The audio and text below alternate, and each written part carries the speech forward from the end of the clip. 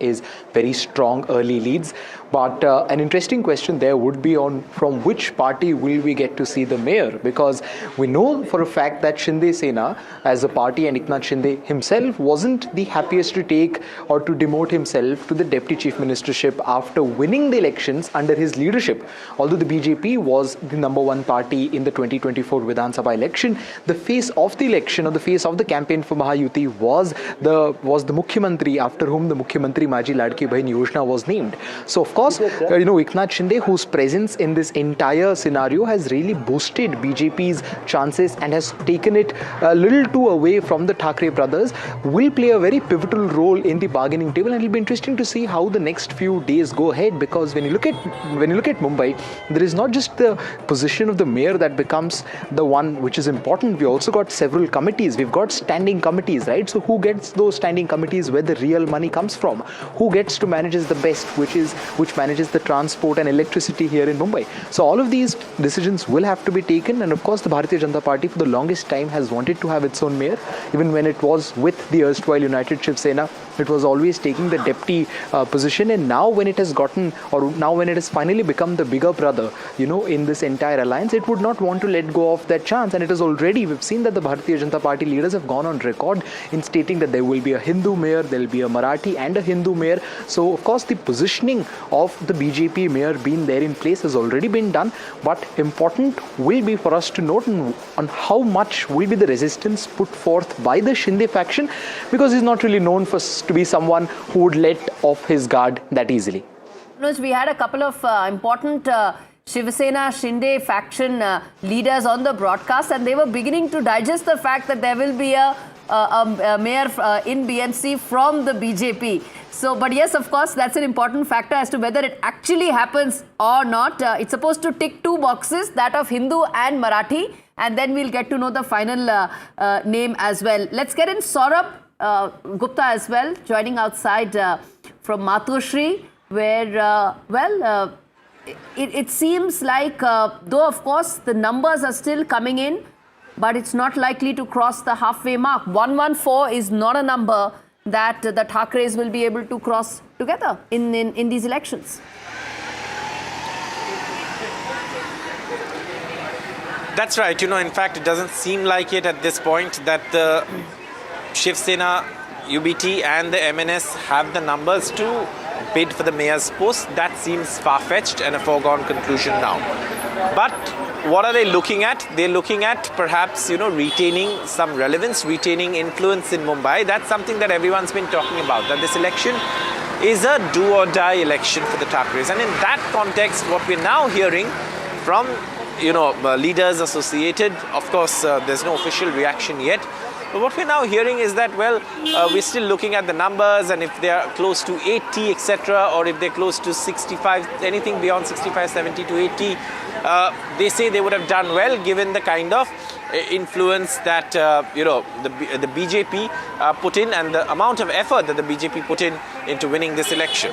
Now, that's what we are hearing in terms of what the likely explanation for the numbers that are coming in is going to be. But at this point, it's important to note that this is an election that is going to change a lot of things. For the BJP, the unfinished project, its own mayor in Mumbai, that seems very much in the reckoning now.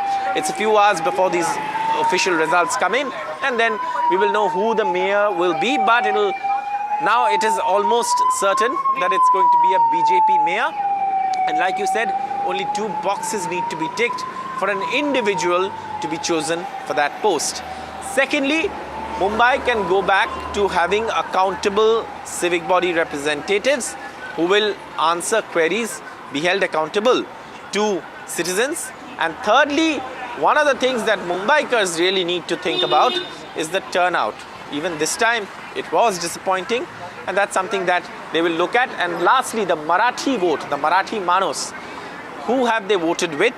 That's one more thing that these results will make it very, very clear as to who, of course, carries forward the aspirations of the Marathi vote in Mumbai. Okay. So that's a very important aspect, Saurabh, that you pointed out, that yes, they will remain relevant. And the numbers that are coming in, let's just decode that a little in more detail. Now, last time around in 2017, there was the undivided Shiv Sena, which got 84 seats. This time, the Shiv Sena is divided. There is the Eknath Shinde faction, which is the real Shiv Sena. They've got the symbol and everything. That's at 32. And the Uddhav Thackeray faction has got 73 seats. The BJP has bettered its tally. It was 82 last time, it's 86. The Congress, look at the kind of decimation it has seen. It was 31 last time, it is at 7. MNS, it was 7 the last time, it is 5 right now. It has been a fringe player. It is hardly an existential force or a force multiplier is what Uddhav Thackeray has figured out now. NCP was 9, it's 0 now. The others were 14 last time, that's also 7. So you can see the consolidation that has happened. There is absolutely no presence whatsoever in terms of electoral traction of the NCP, whether it is the Ajit Pawar or the Sharad Pawar faction right now. From 9, it has gone to 0. And for the Congress, it has gone from 31 to 7. And that decimation is what has helped Mahayuti to grow and also for Uddhav Thackeray to also be able to get some more leeway. It is nowhere close to the halfway mark, but he is standing at 73 right now, is what these numbers tell. Okay, Seema Malik, Asif Bhamla, Rohit Chandravarkar and S. Balakrishnan are the panelists with me on the broadcast. And in fact, let me take that to Rohit Chandravarkar. In fact, okay, before I get in, let's get in Ali Daruwala of the BJP. Mr. Daruwala, this is what the numbers look right now. And all eyes now on whether or not BJP will be able to install its mayor in BMC. That has been an aspiration for the BJP, but it of course needs to have that conversation with Eknath Shinde and his Shiv Sena. Yeah. Over here, I'd like to make one thing very clear. We are always talking about the mayor post going to BJP and ifs and buts, whether Eknath Shinde ji is on the same board with us. Over here, I'd like to mention one thing. It can be a female, it could be a lady mayor too, because this time we have got 50% reservation for women. And over here, you cannot discount, and we may even think jointly with Eknath Shinde ji if a mayor can be a lady mayor also, because as we are going, and Modi ji said kya महिलाओं का मान सम्मान और उनकी भागीदारी, so over here this also Fair cannot point. be discounted that Mumbai can even have a lady as a mayor. So that is what I'm saying. So let's not pinpoint and narrow it down only to a male as candidate, because over here. No, I didn't use the word male. No, sir, I did not use the word male at all. No, I did not. No, I'm just saying. I said, let us not just zero it down to only having a male as a mayor. We can even have a female. We can even have a Ladki Bhaina as a mayor. So we are open to that thought also. That's what I was trying to tell you over here. And coming back over here, BJP and Eknath Shinde ji and our Ajit Pawar ji in Maharashtra has worked so widely and so openly over here. See, we have accepted the facts where we do not have presence. Like for Western Maharashtra, right after Kolhapur, Eknath Shinde is undisputed, untouchable, and the Maratha strong face for our Mahayuti alliance. Down in Vidarbha, we cannot discount the presence of Devendra Fadnavis ji. And in Pune and in Pimpri Chinchwad, we have the bastion of the NCP, the Ajit Pawar and the Sharad Pawar faction. So all this Samikaran, if you see the permutation that we have worked, has given this beautiful result. And over here, our Honorable Prime Minister and our Home Minister had given a free hand to Devendra Fadnavis ji. If it was and I think this victory is testimony. And if it was a bad performance, it was Devendra Fadnavis ji who was responsible. Okay. So we earmark the victory to one and only from BJP, that is Devendra ji over here. Okay. That's an important point that, you know, the political stature of Devendra Fadnavis after this win, after this very important watershed moment in Mumbai's political landscape is something that's also extremely important. The fact that they've managed to breach the Thackeray fortress, the fact that BMC is the financial lifeline of the Thackeray brothers, and the fact that the aspiration, the long-term aspiration of BJP to have its own mayor, the first citizen of Mumbai to be from the BJP, is something that has a larger political messaging. Seema Malik, let me now come to you in terms of the numbers, as we were saying, of how they looked last time around and how they look this time. NCP had 9 seats last time, 5% vote share. This time around, it's drawing a blank, and that is where the whole gap has been. It has allowed the Mahayuti to come in and fill up that vacuum.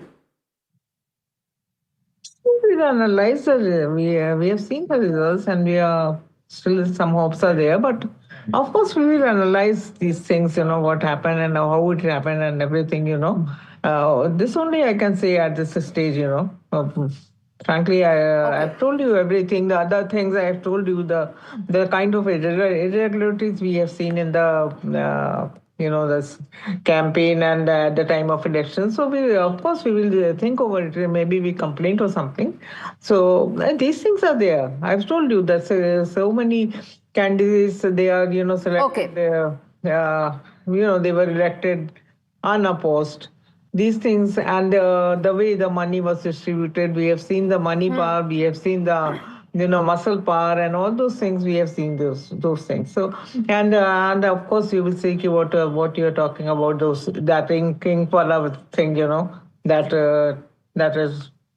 is also important, I think. All right, Seema Malik.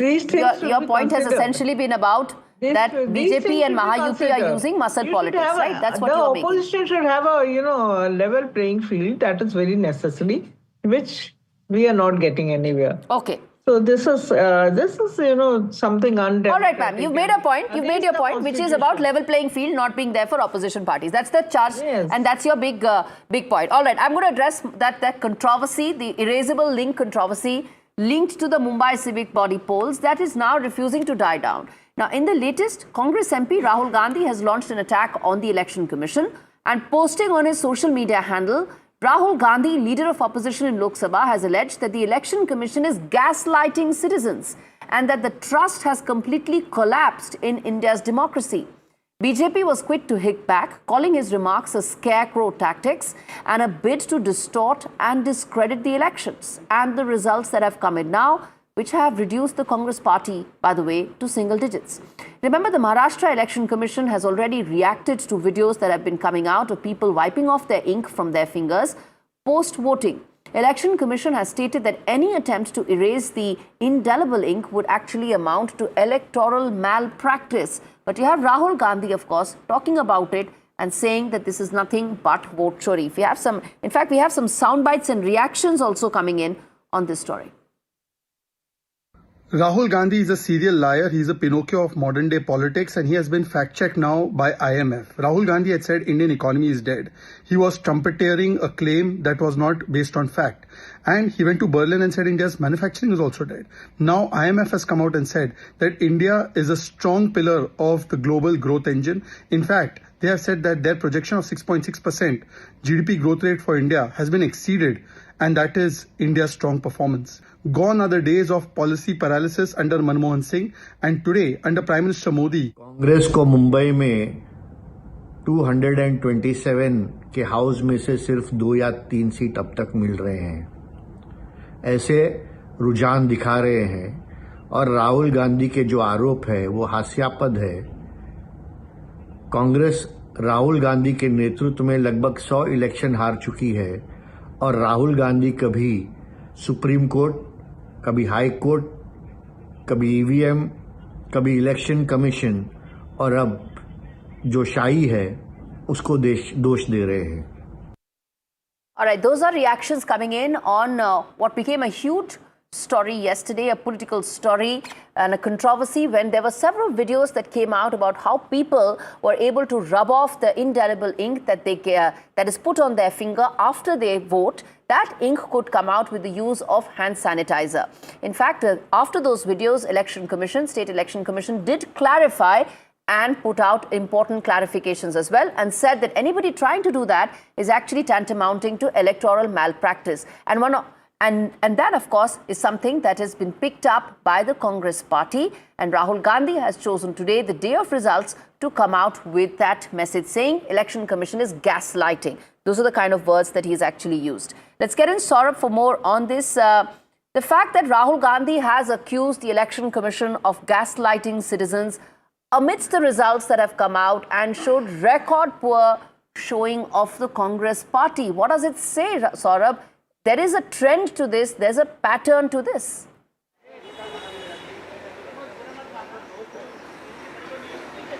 Well, this of course shows one thing, that obviously the Congress party has really not performed It was the Congress party's decision to go it alone. It was the Congress party that decided that perhaps it would do better on its own. But that has not turned out. At least the results don't show such things. One of the main people behind the decision to go alone, at least it was attributed to the local unit of the Mumbai Congress. The Mumbai Congress is headed by Varsha Gaikwad. In her own area, the Congress seems to have won, but outside that, the Congress seems to have really done badly, and therefore, the Congress of Varsha Gaikwad would be able to explain why. But this particular issue of ink is something that we reported. It did come off, but does this mean voters have voted twice? That's again a matter of investigation. Yes, the ink did come off. There were also other complaints of venues being changed. There were prominent citizens, including even a BJP leader in Navi Mumbai, had to go around finding his booth. So citizens did complain of such things, of having to look for their booths even when they got that online printout. Sometimes the booths didn't match. So those complaints were there. And that is something that the Election Commission is responsible for. But has that led to bogus voting or vote chori? That's something that, again, is a matter of investigation. Indeed, Saurabh, the fact that the election process should be foolproof is an aspiration that every Indian wants. And the Election Commission has clarified for the next local elections, they will not use those markers.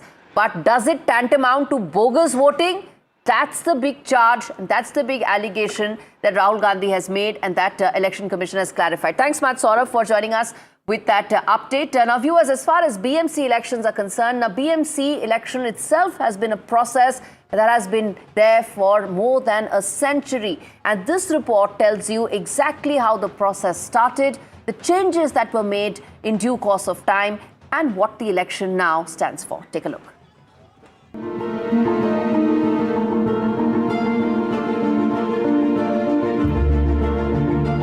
The Brihanmumbai Municipal Corporation that governs Mumbai holds local responsibility for healthcare, education, water supply, power supply, drainage, transport, and all other civic issues that have just kept growing since the BMC came into existence more than 2 centuries ago.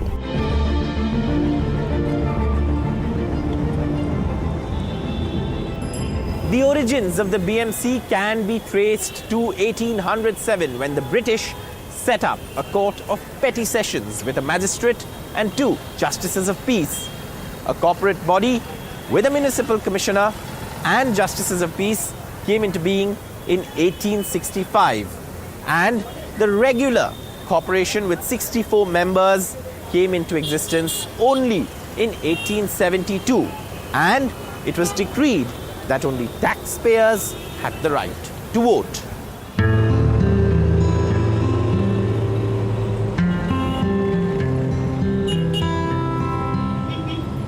In 1922, rent payers were also allowed to vote. And in 1931, J.B. Boman Behram became the first elected mayor of Bombay. In 1948, a year after independence, the first proper elections were held.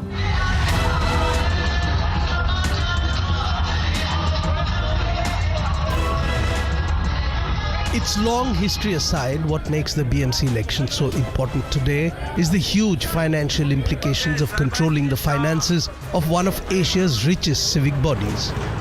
The last BMC budget estimated expenditure for this financial year, 2025-26, to be almost 75,000 crore rupees, marking a jump of nearly 20% over the 2024-25 budget. That is a budget that is higher than several states of India. It is even 4 times the budget of Bengaluru's municipal corporation. Today, the BMC has jurisdiction over an area of 480.24 square kilometers and officially caters to an estimated population of about 13 million people. The BMC today touches every Mumbaiker in some way or the other. It is beyond politics, and it is beyond Maratha pride. The BMC is a constant that has been around long before the politics of present-day Mumbai took shape.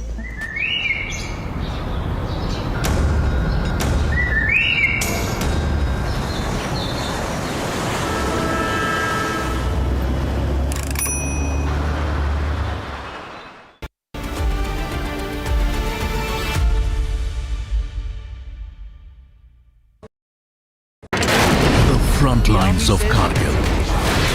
The fury of Operation Sindhu. So many attacks. The chaos and cries of disaster zones. To fighter jet cockpits. And the world's most defining interviews. It's incredible. He has seen history break. Live. Unfiltered. 20,000 hours of live broadcasting. Welcome to Left, Right and Centre. Hard facts. War-struck country. Hard questions. In the Ukraine. 30 years of trust. In the Kargil area. North Ukraine. In France. In Italy. At Srinagar. And Vishnu Shom for NDTV. Vishnu Shom. Only on NDTV. NDTV Golf Pro-Am in partnership with PGTI returns for its much-awaited second leg. This time from the breathtaking Boulder Hills Golf and Country Club in Hyderabad. India's finest professional golfers meet Hyderabad's top corporate leaders for a day of precision, camaraderie and spirited competition on pristine fairways. Watch at these times.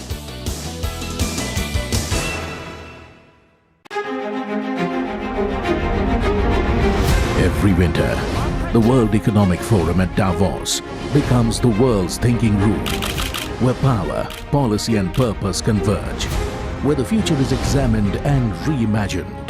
In January 2026, NDTV will be at the heart of this conversation. NDTV Ignite at Davos, this January on the NDTV network.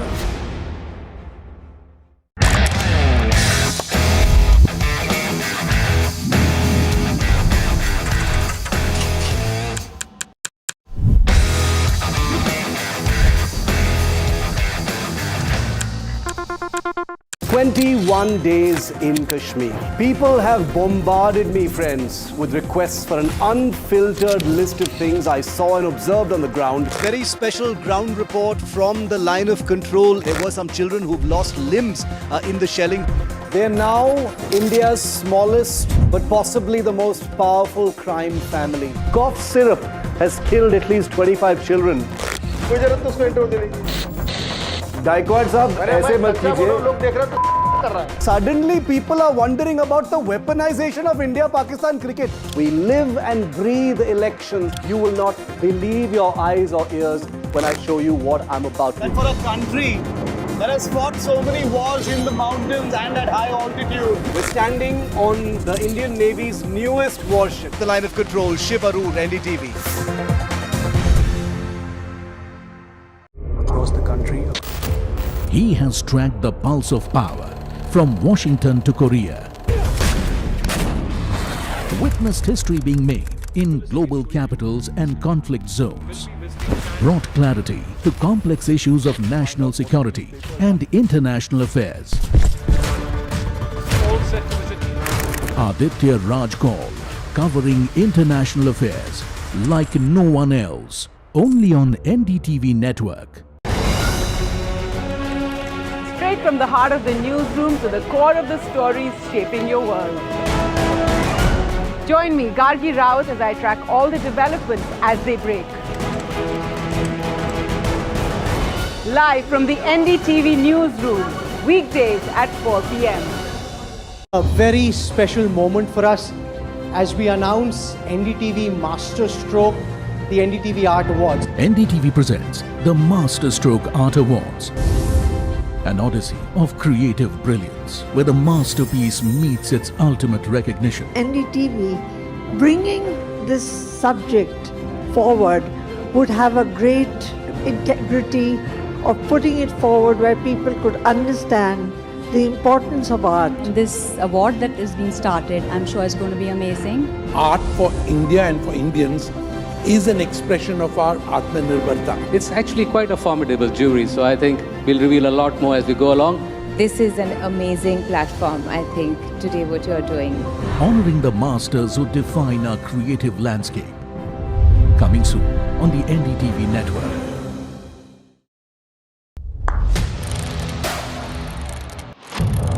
What seems settled for me is unfinished business.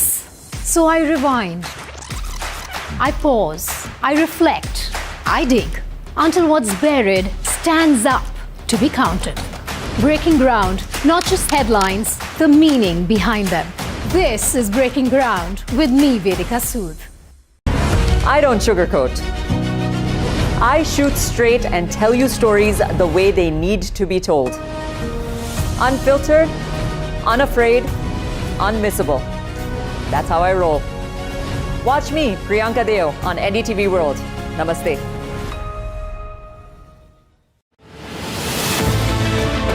The first Indian news channel at the World Economic Forum at Davos. 21 years at the heart of the world's most influential dialogue. Continuing to make sure that the poorest are not forgotten. Big enough, brave enough, bold enough to face the critics. We've been doing more and more improvements. We are the fastest growing amongst the major economies. Both of us are interested in these. Young girls aren't in school because they're scavenging for water for the family. We need to get out of the way and into the work of breaking open access for each and everyone. Now, India's most trusted news network returns to the Alps with its most formidable editorial voices. NDTV Ignite at Davos. Other opposition parties. They argue, I conclude. They deflect, I drill down.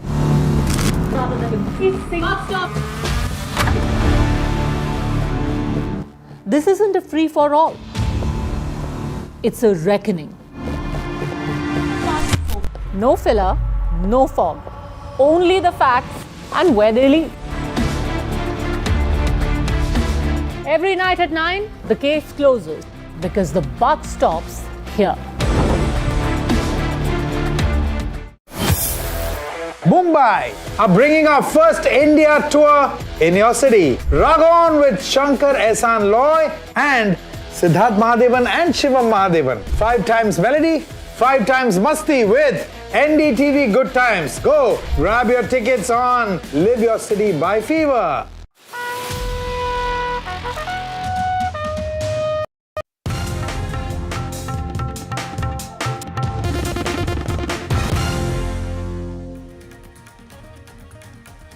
Shifting focus now to battleground Tamil Nadu.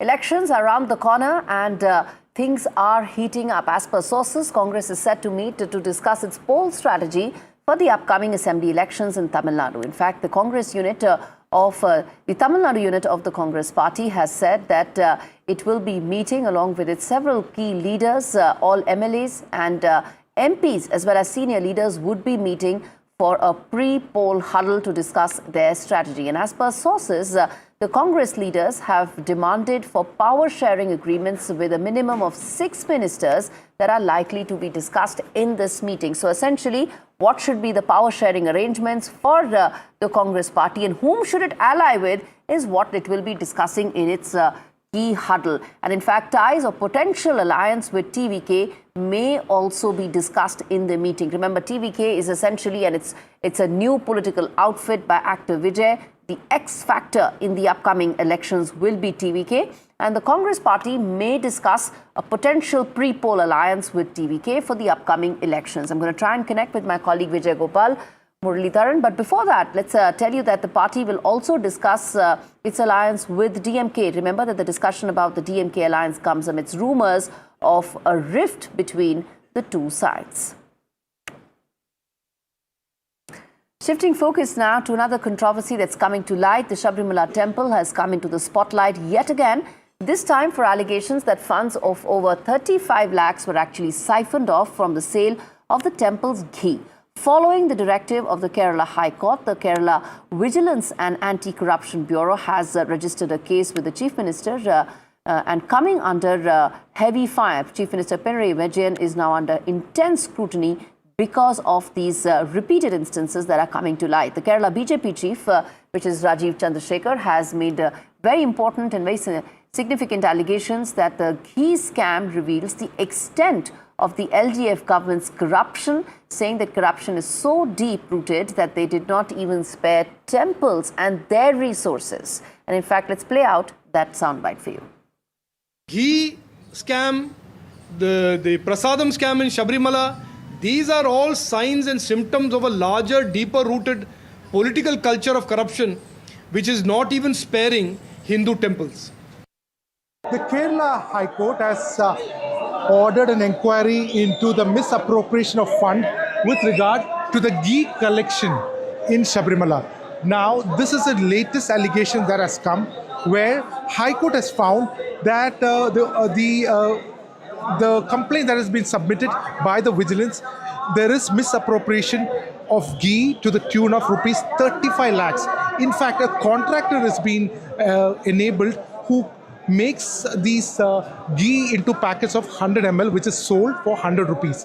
Now, as per the High Court's order that has come forward, the documents reveal that between November 17th and December 15th and December 26th and January 2nd, 35 lakh rupees was stolen. In fact, the total number of ghee which was there, around 13,000 packets of ghee, the amount was not recovered, it was not submitted back for the audit, and that has led to a suspension of one of the Travancore Devasam Board employee. Apart from that, another packet of around 22,000 packets details are also sketchy. So essentially around 35 lakhs is said to be missing from the treasury. The High Court has come out very strongly against the Travancore Devasam Board for the laxity and has ordered a serious probe in this matter and also asked to constitute a team of the same. Turning attention now to yet another setback for tainted High Court Judge Justice Verma. The Supreme Court has dismissed his petition against the parliamentary panel probing corruption charges against him and challenging the Lok Sabha Speaker's decision to admit a motion seeking his removal. The top court bench, that's headed by Justice Dipankar Datta, rejected the petition, allowing the parliamentary committee to proceed with its probe. The Supreme Court has decided to examine the petition filed by Justice Verma assailing the action of the Lok Sabha Speaker to unilaterally constitute a committee under the Judges Inquiry Act to investigate him. Justice Verma, in fact, was represented by senior advocate Mukul Rothki, who said that the constitution of the committee under Section 32 of the 1968 Act violated both his right to be treated and protected equally by the law. However, today the Supreme Court delivered its verdict on that plea, saying that a joint committee for probe, as he had requested, will not be possible. Turning attention now to another important story coming in, which is the IMF, which has signalled a possible upward revision in India's growth forecast, calling the country a key growth economic engine for the global economy. IMF spokesperson has said that India's growth for FY26 was projected at 6.6%, driven by strong domestic consumption, and that third quarter is essentially the penultimate quarter of the financial year, has come in stronger than expected, making an upgrade very likely. The IMF's remarks have now sparked a sharp political response. The BJP says the IMF's praise rebuts Congress leader Rahul Gandhi's economic claims, accusing him of maligning India's growth story on global platforms, even as there are upgrades happening for India's growth. India is a key growth engine for the world. India's growth in 2025, when we did our Article 4 staff report, we had estimated growth for fiscal year 25-26 at 6.6%, which is based on strong consumption growth. What we have seen since then is that the third quarter growth in India came out stronger than expected, and that puts that makes it likely that we will be upgrading our forecast going forward. Rahul Gandhi is a serial liar. He's a Pinocchio of modern day politics, and he has been fact-checked now by IMF. Rahul Gandhi had said Indian economy is dead. He was trumpeteering a claim that was not based on fact. And he went to Berlin and said India's manufacturing is also dead. Now IMF has come out and said that India is a strong pillar of the global growth engine. In fact, they have said that their projection of 6.6% GDP growth rate for India has been exceeded, and that is India's strong performance. Gone are the days of policy paralysis under Manmohan Singh, and today, under Prime Minister Modi, India's economy is live and kicking. More news coming in on the broadcast. Shifting focus now to the Kapoor versus Kapoor saga that's playing out in courts, where there was a plea that was filed, a petition filed by Priya Kapoor, the third wife of Sanjay Kapoor, asking that the details of the divorce settlement between Karishma Kapoor and Sanjay Kapoor should be made public. And the Supreme Court has responded to it, saying it's a frivolous plea. I'm going to connect with my colleague Nupur Dogra, who tracks courts very closely for us. But this was an attempt which the court says was aimed to just dig out personal information from, and in fact that's what Karishma Kapoor has told the Supreme Court as well. The Priya Kapoor plea is frivolous and it aims to dig out personal information, is what Karishma Kapoor has told the Supreme Court, and her lawyers are opposing this plea. Now, viewers, what really happened was that the 30,000 crore rupee inheritance case is being disputed by all parties, and Priya Kapoor, the third wife of Sanjay Kapoor, said that she wants that the divorce settlement terms between Karishma Kapoor and Sanjay Kapoor should be made public. And to that effect, she filed a plea in Supreme Court. That is being contested by Karishma Kapoor and her lawyers, who are saying this is nothing but an attempt to dig out personal information. And Karishma Kapoor's lawyers have opposed this plea in Supreme Court. Supreme Court has asked Karishma Kapoor to put her objections on record in the next fortnight. No notice has been issued yet. That's the important part. No notice has been issued yet. Nupur Dogra joins us to give us the very latest in terms of what is the court's commentary coming in on this story. Nupur, over to you. Help us understand what really happens next and the court's commentary coming in. Well, Gauri, first of all, today's hearing was held in closed chambers, and it was basically Priya's case that she needs the documents, the proceedings that had happened back in 2016 for her case in Delhi High Court, and she had in fact sought all the details. Remember, the 2016 divorce proceedings between Sanjay and Karishma were also in closed chambers. But today, Karishma's lawyers have vehemently opposed this demand, saying that this is in fact a frivolous petition, and they have several objections. And what Priya is seeking to fight her case in Delhi High Court, that is already attached in the petitions moved by the children, Kian and Samaira. They say that everything that is needed for that case is attached, that is the divorce decree, and the consent terms are already attached in the document submitted in the Delhi High Court. This, they are saying, is an attempt to seek access to personal details of family court and what had transpired back then in 2016, and that's why they have opposed this prayer by Priya Kapoor. Now, Supreme Court, noting that there is no that today was in fact a first hearing and there was several objections raised by Karishma Kapoor, has given 2 weeks time to Karishma Kapoor to file her objections on record. For now, no notice has been issued by the Supreme Court on this petition yet. It will first hear out the objections raised by Karishma Kapoor, because remember, this is a private matter. This relates. You know, Nupur, this is a case that's all about washing dirty linen in public, isn't it? I mean, of course, there are malafide intentions on both sides, and that's how this case is being played out. Yes, of course, Gauri, we can put it like that, because coming straight till the Supreme Court seeking proceedings of 2016, saying that it would be required for the further proceedings in Delhi High Court, but at the same time, when the other side is claiming that the required documents, that is the decree and the consent agreed back then in 2016 between Karishma and Sanjay, are already in public space. Whatever is needed is already out in public space and was widely reported back then by media. So why is Priya seeking all these details, which in fact includes arguments that happened, which includes transcriptions, proceedings? So that's what Karishma is objecting to right now in Supreme Court. All right, I'm going to leave it there. Nupur, this story is far from over. This saga, this family saga, is unlikely to end anytime soon. 30,000 crore rupees of inheritance is really at stake. Thanks much, Nupur, for breaking that down for us. The second wife, the former second wife, is contesting with the present third wife, along with the mother and the children from the second wife. There are a lot of parts to this. And this is a story that is going to play out in courts for some time. We're going to keep track of that. But on that note, viewers, completely timed out on this edition of the news. We're slipping into a very short break. Up ahead, my colleague Padmaja Joshi takes over and gets you all the big stories, including Battleground BMC.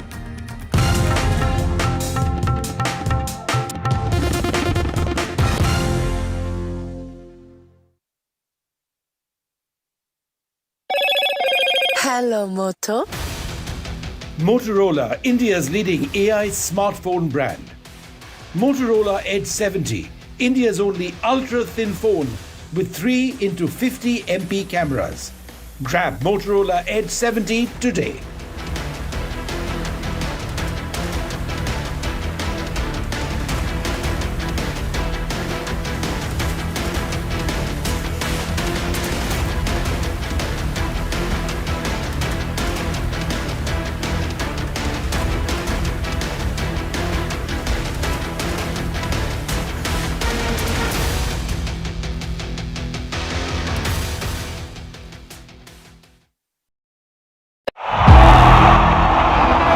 यहाँ से जाना ही होगा। जय मां Durga!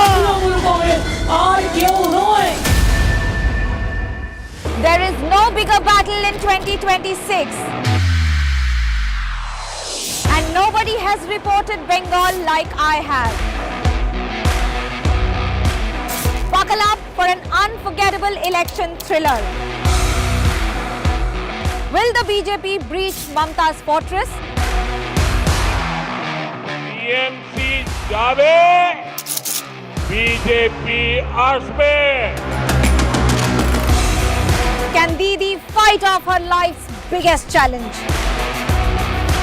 BJP double engine सरकार ए लड़ाई बास्ते होवे. Battleground Bengal with Manogya Loiwal. The front lines of Kargil. The fury of Operation Sindhu. So many attacks. The chaos and cries of disaster zones. To fighter jet cockpits. And the world's most defining interviews. It's incredible. He has seen history break. Live. Unfiltered. 20,000 hours of live broadcasting. Welcome to Left, Right and Centre. Hard facts. War-struck country. Hard questions. In the Ukraine. 30 years of trust. In the Kargil area. North Ukraine. In France. In Italy. At Srinagar. Vishnu Shom for NDTV. Vishnu Shom. Only on NDTV. NDTV Golf Pro-Am in partnership with PGTI returns for its much-awaited second leg. This time from the breathtaking Boulder Hills Golf and Country Club in Hyderabad. India's finest professional golfers meet Hyderabad's top corporate leaders for a day of precision, camaraderie and spirited competition on pristine fairways. Watch at these times.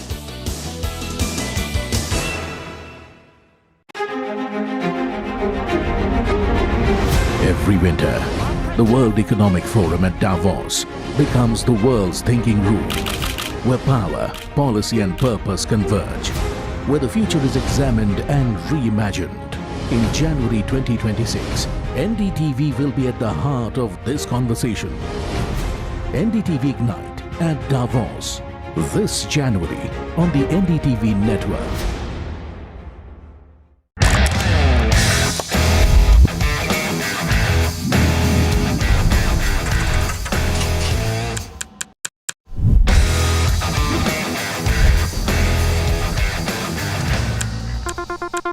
21 days in Kashmir. People have bombarded me, friends, with requests for an unfiltered list of things I saw and observed on the ground. Very special ground report from the line of control. There were some children who've lost limbs in the shelling.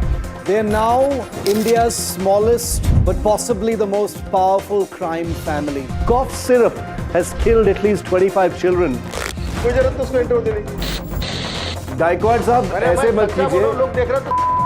Suddenly people are wondering about the weaponization of India-Pakistan cricket. We live and breathe elections. You will not believe your eyes or ears when I show you what I'm about to do. And for a country that has fought so many wars in the mountains and at high altitude. We're standing on the Indian Navy's newest warship. The line of control, Shivaru, NDTV.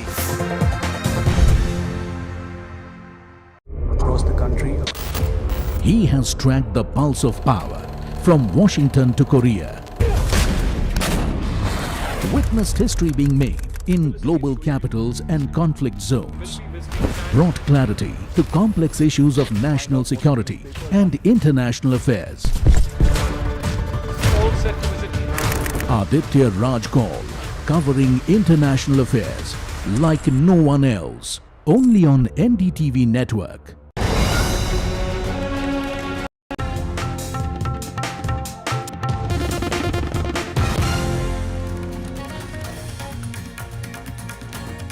Mahayuti takes lead in high-stakes BMC poll, stunning dismissal of BMC Bakshas. Thackerays face an existential crisis. Bhau Shinde Jodi all set to roll into BMC.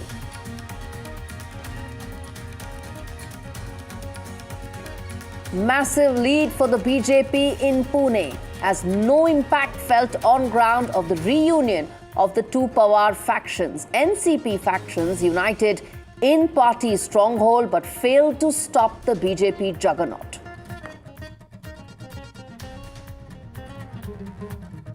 Full-blown politics over washable ink in Maharashtra Civic polls. Rahul Gandhi rains fire on election commission, says poll body gaslighting citizens. BJP hits back, says Rahul Gandhi has already accepted defeat. The Kapoor versus Kapoor saga escalates. Karishma Kapoor tells the top court that Priya Kapoor's plea seeking details of her divorce with Sanjay Kapoor is frivolous. Priya and Karishma Kapoor's family in heated legal battle over Sanjay Kapoor's 30,000 crore rupee inheritance. And it's a big setback for Justice Verma. Supreme Court junks Justice Verma's plea against impeachment proceedings, says he's not entitled to any relief.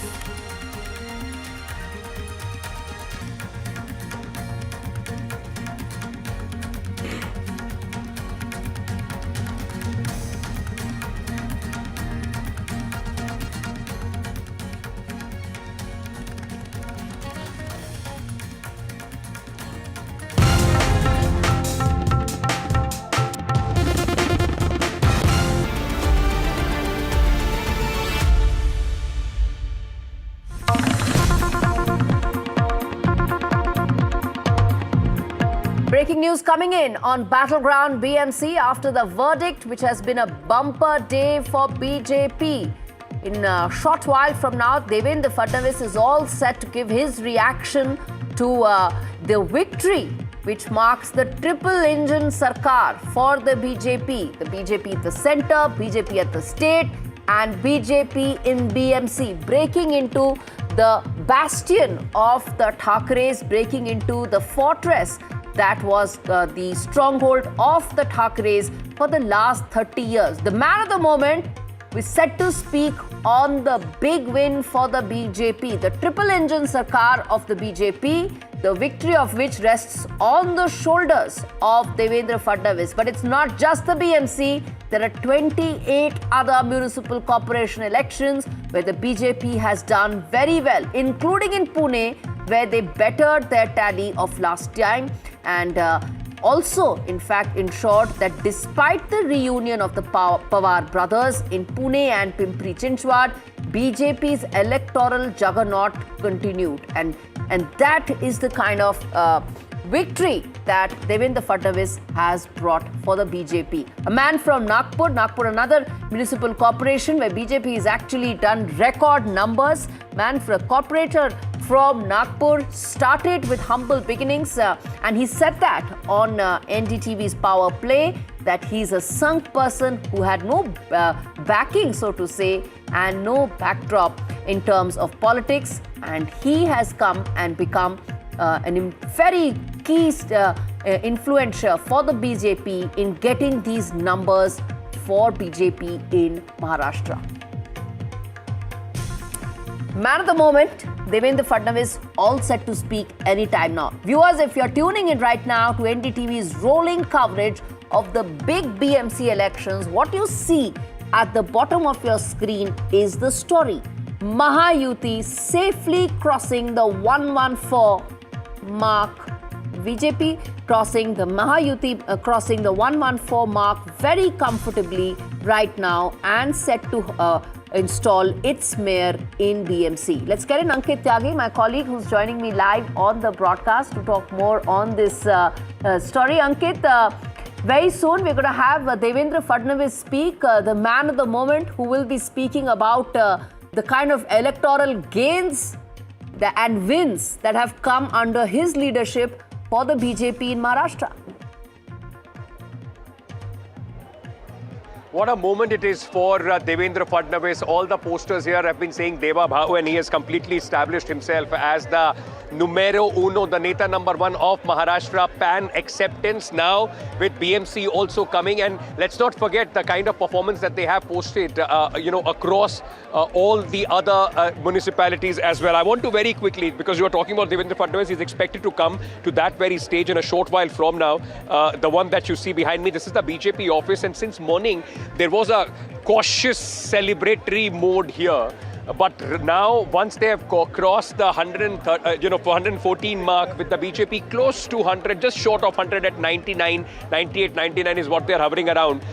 There is, of course, their Karyakartas which have started coming. So from posters now being put up in Mumbai, and this is a historic moment for them because the fact remains that this is the first time in 25 years that the BJP is going to have its own mayor. I can't show you, but I can hear some firecrackers being bursted all across. You will see the flags of the Bharatiya Janata Party fluttering. Flower arrangement has also been done. Ashwini will show you inside. This floral arrangement has been done that you are seeing. So as we speak, the office is still being decked up. I mean, there are people there, those who are in fact still putting those flowers and the other flags and other in fact material of the Bharatiya Janata Party. Karyakartas have started trickling in. It is expected that Devendra Fadnavis, along with the central the state president, some cabinet ministers will be here. That will be the stage from where he will be speaking. This is a big moment for the BJP, and it is, of course, a very big moment for him personally, as it establishes himself, as I've been saying, as the most important Neta. Massive media presence here as well. But let's, for a moment, in fact, just zoom out of this celebration from Mumbai and also understand that how important this election has been. While we have been focusing on Thackeray versus Devendra Fadnavis, and let me add this with about 172. I beg your pardon, 72 that the Thackeray brothers have been able to get together from the United Shiv Sena, which fought in the last BMC election, got 84. They still have been able to hold some ground as far as the Marathi Manus is concerned. But there is another dynasty that needs to be spoken about. That's Rana Pawars losing their stronghold, coming together in Pune, in Pimpri Chinchwad. Indeed, Ankit. That it completely changes the dynamics, not only for the alliances, but for these political parties and leaders as well, Gauri. Indeed, Ankit. This is a day of discussing those permutation and combinations, what happens next. And just taking on from what you said about the numbers, very important in terms of what happened in 2017. And it's a completely different landscape now. You have two factions of NCP, two factions of Shiv Sena, but the numbers are extremely important. And you mentioned that what it was for the BJP, they are now at their highest tally ever than what they were earlier. They've bettered that. As far as the Shiv Sena is concerned, the number we have is 28. That is, of course, the Eknath Shinde Shiv Sena. And add to it the Uddhav Thackeray Shiv Sena, which is at 74. And then you have MNS at 7, which did exactly what it did last time around also. 7 was their number last time.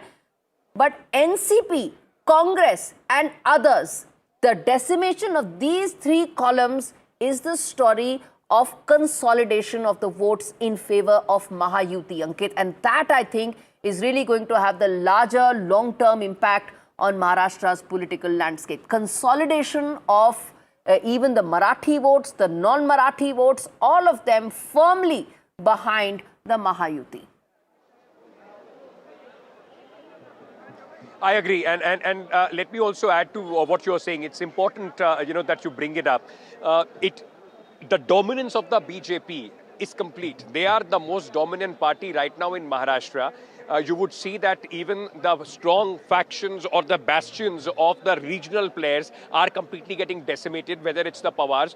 Mumbai, to a certain extent, the Marathi Manus has still backed Shiv Sena, Uddhav Thackeray faction. Eknath Shinde, not that much. They are at 28, 29. It would have been, if they would have got 40, 50, then you can say that there has been a decisive shift. They have been able to, what Eknath Shinde has been able to do, they have been able to hold off the further gains that Uddhav Thackeray could have made. In that aspect, it is important. But the Congress, which used to be a dominant party in Mumbai, standing at the place that they are standing, it also tells you that the days of that dominance are not only over, but it is also time to once again go back and recalibrate as far as this entire drawing board is concerned.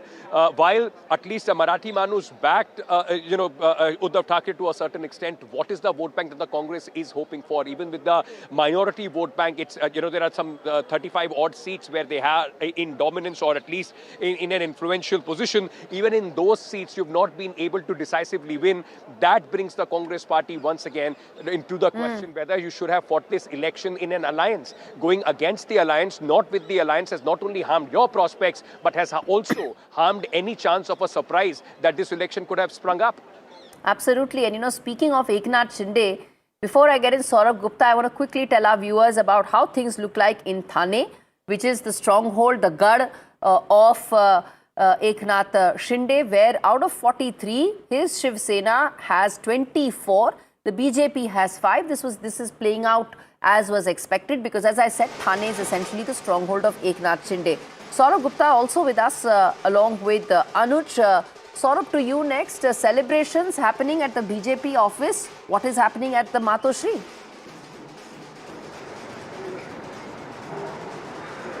Well, I'm at the Shiv Sena Bhavan now, and of course Anil Desai, the senior Shiv Sena UBT leader, has arrived. Sir, 74 seats as of now, but obviously not making it to the halfway mark, but still retaining some sort of base. Is that your analysis? Still results are awaited. Still countings are on in most of the seats. And these are the trends which have been shown. And as the final results are coming, to see, wherever our expectations were there, our candidates have done well. But can we see a magic in that? Because in 2017 also it had happened that earlier trends showed that Shiv Sena is going down, and all of a sudden after 3 p.m. Yeah, it may, because now majority of this side, after western side getting over, western suburbs, now this side is opening up. Some kind of miracle. अजून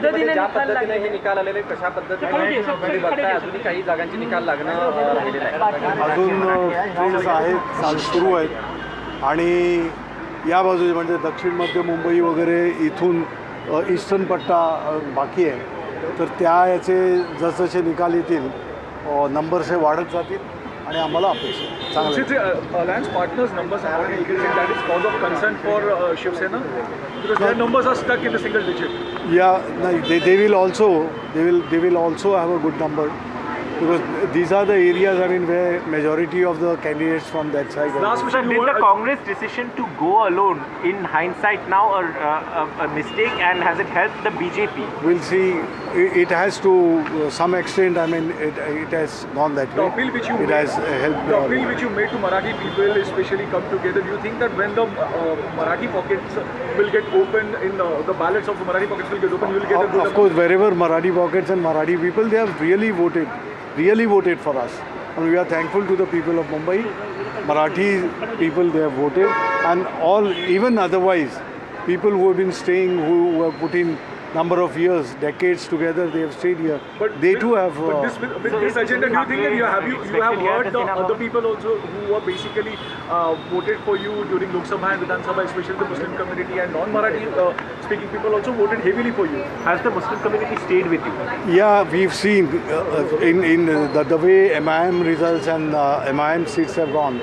I mean, some division has taken place in the minority votes. Let's see. तुम्ही अजूनही आशावादी आहात का ज्या पद्धतीनं हे सगळे कल आलेले आहेत त्याच्या बाबतीत अजूनही आशावादी आहात? हो ना, अजून हे कल आहे, अजून काउंटिंग सुरू आहे, मतमोजणी सुरू आहे आणि जसजसे रिझल्ट्स येत आहेत, ज्या ज्या ठिकाणी आम्ही आमचं एक्सपेक्टेशन होतं त्या त्या ठिकाणी आमचे उमेदवार विजयी झालेले आहेत, अजूनही होत आहेत. काँग्रेस स्वतंत्र लढणं हे कुठेतरी फटका बसलाय म्हणायचं काय? त्याचा अर्थात थोडं बहुत त्या बाबतीमध्ये हे झालेलं दिसतंय, परंतु मराठी माणसांचं एकत्र येणं आणि ठाकरे बंधूंनी केलेलं अपील हे खरोखर मुंबईकरांनी चांगल्या रीतीने केलं आहे, त्या प्रकारचा प्रतिसाद आम्हाला दिसतो.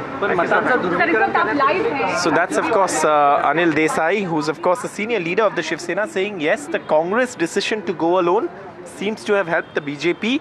Secondly, also saying that the Marathi voters seem to have voted with the Sena, also saying there has been a division in the Muslim vote. So 3 takeaways already coming in from the Shiv Sena. Anil Desai there saying 3 things. One, the Congress decision to go it alone has hurt the anti-BJP forces. Secondly, the Muslim vote seems to have been split between the Congress, MIM and others. And thirdly, saying that the Marathi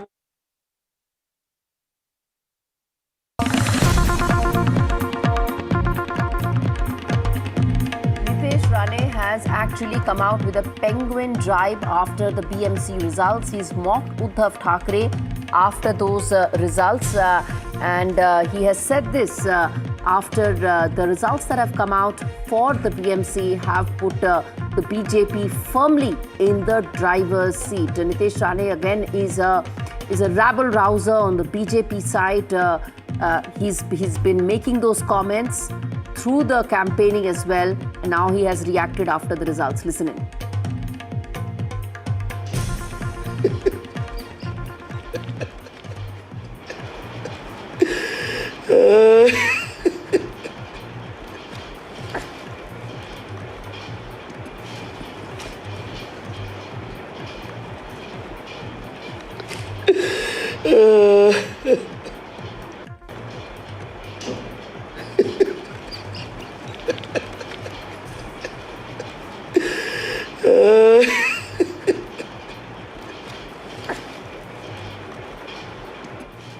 Okay, that is mocking by the BJP's Nitesh Rane, who has actually called Uddhav Thackeray. In fact, he's laughed and he said to Uddhav ji and the penguin. So that's the jibe he has put out. He's mocking the results. And Saurabh, let me come back to you. There was a lot at stake for the Thackeray brothers, the Thackeray family, Uddhav Thackeray's legacy, his political relevance. The numbers do indicate that there is a certain resonance that Uddhav Thackeray and Shiv Sena have on ground. 74 is the number that they have after division. After the division of Shiv Sena, they stand at 74. The undivided Shiv Sena was at 84 in 2017. So there is a resonance on ground. Of course, not enough to get their own mayor. But how do you see the mocking that has come in from Nitesh Rane?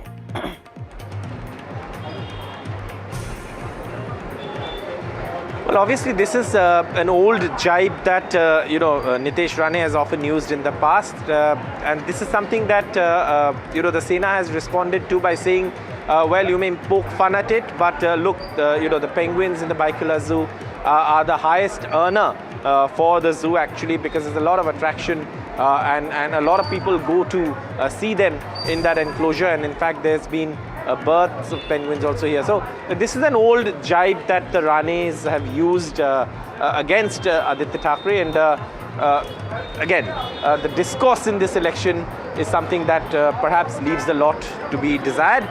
But we also spoke to Anil Desai, who just arrived here a short while ago, and there are 3 important points he made. Politically, these are important points from the perspective of the Shiv Sena UBT.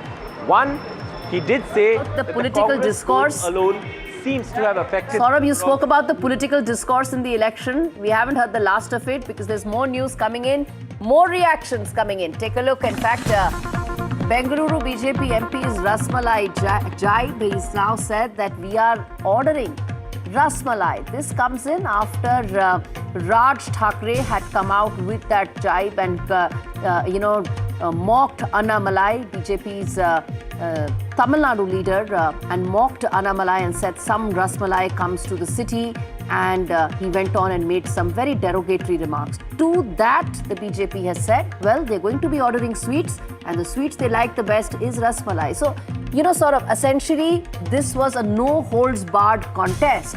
No punches were left back. And there was a serious issue on both sides in terms of political discourse. Of course, Raj Thackeray leading the way.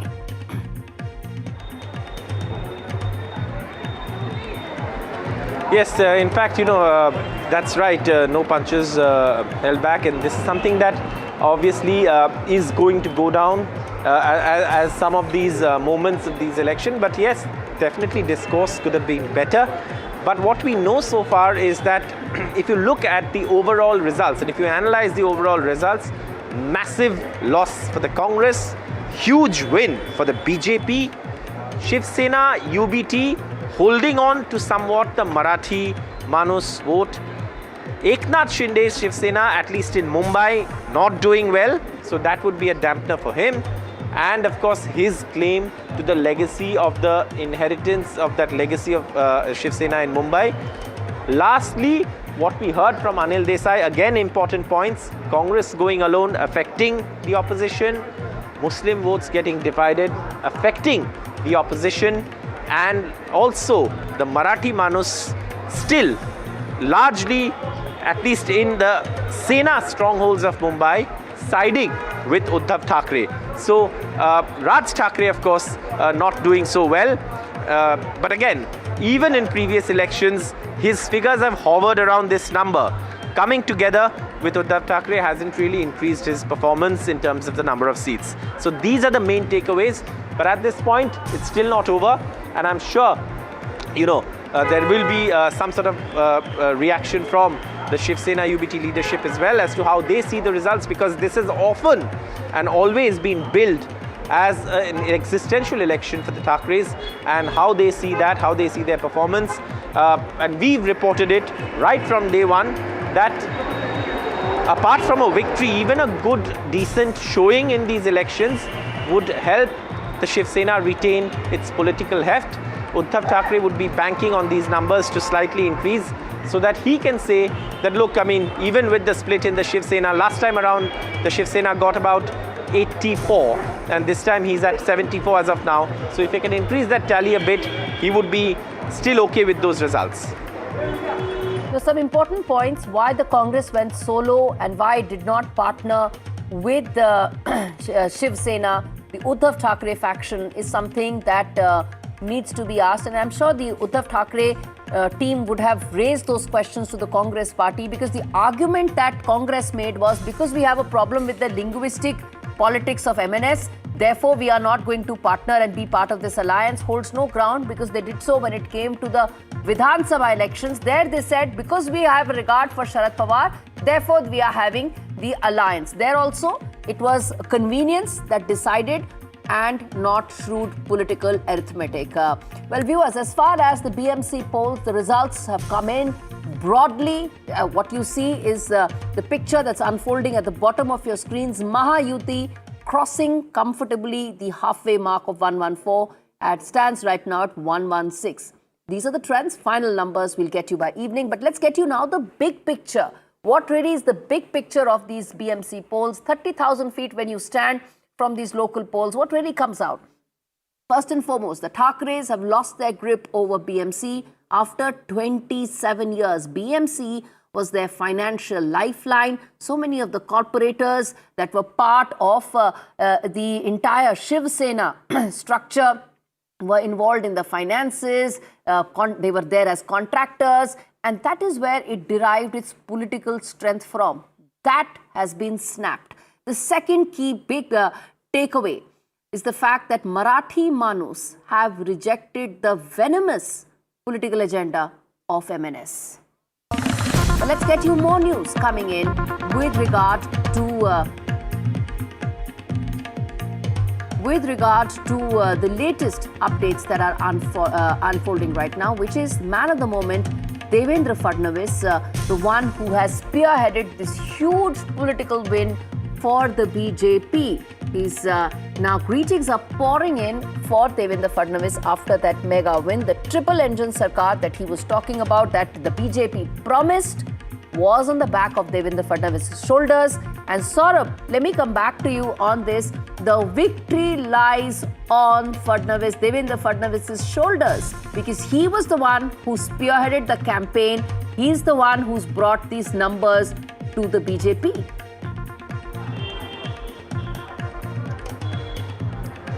Absolutely, and that there is no one who can take away the credit from Fadnavis. He was the main face of this election for the BJP. He fought the election mainly on grounds of infrastructure development around Mumbai. All his speeches focused on that. He spoke about several projects that will transform how Mumbai travels, commutes, and that seems to have struck a chord, and that is something that has paid off for the BJP, at least in Mumbai, as it looks to install its own mayor. But here's also the other takeaway. Eknath Shinde hasn't done so well in Mumbai. In the opposition side, you have Uddhav Thackeray emerging as the main opposition face. But clearly, this is Fadnavis' moment. It's his win. It's his campaign. He emerged and took responsibility. Had it gone any other way, the BJP leadership would have blamed him. But now, of course, they can also give him credit, given the fact that he's the one who was the anchor around the entire BJP campaign. So yes, it's his win, definitely. If the BJP installs its own mayor, Fadnavis would be the one who would have completed their unfinished project of installing their own mayor in Mumbai. Absolutely. So this is an election, Saurabh, which has seen family reunions fail. And this is an election which has seen the BJP finally fulfilling its long-term political agenda in Mumbai, that the first citizen of Mumbai should be from the BJP. So to that extent, this is a huge political achievement for the BJP and for Devendra Fadnavis.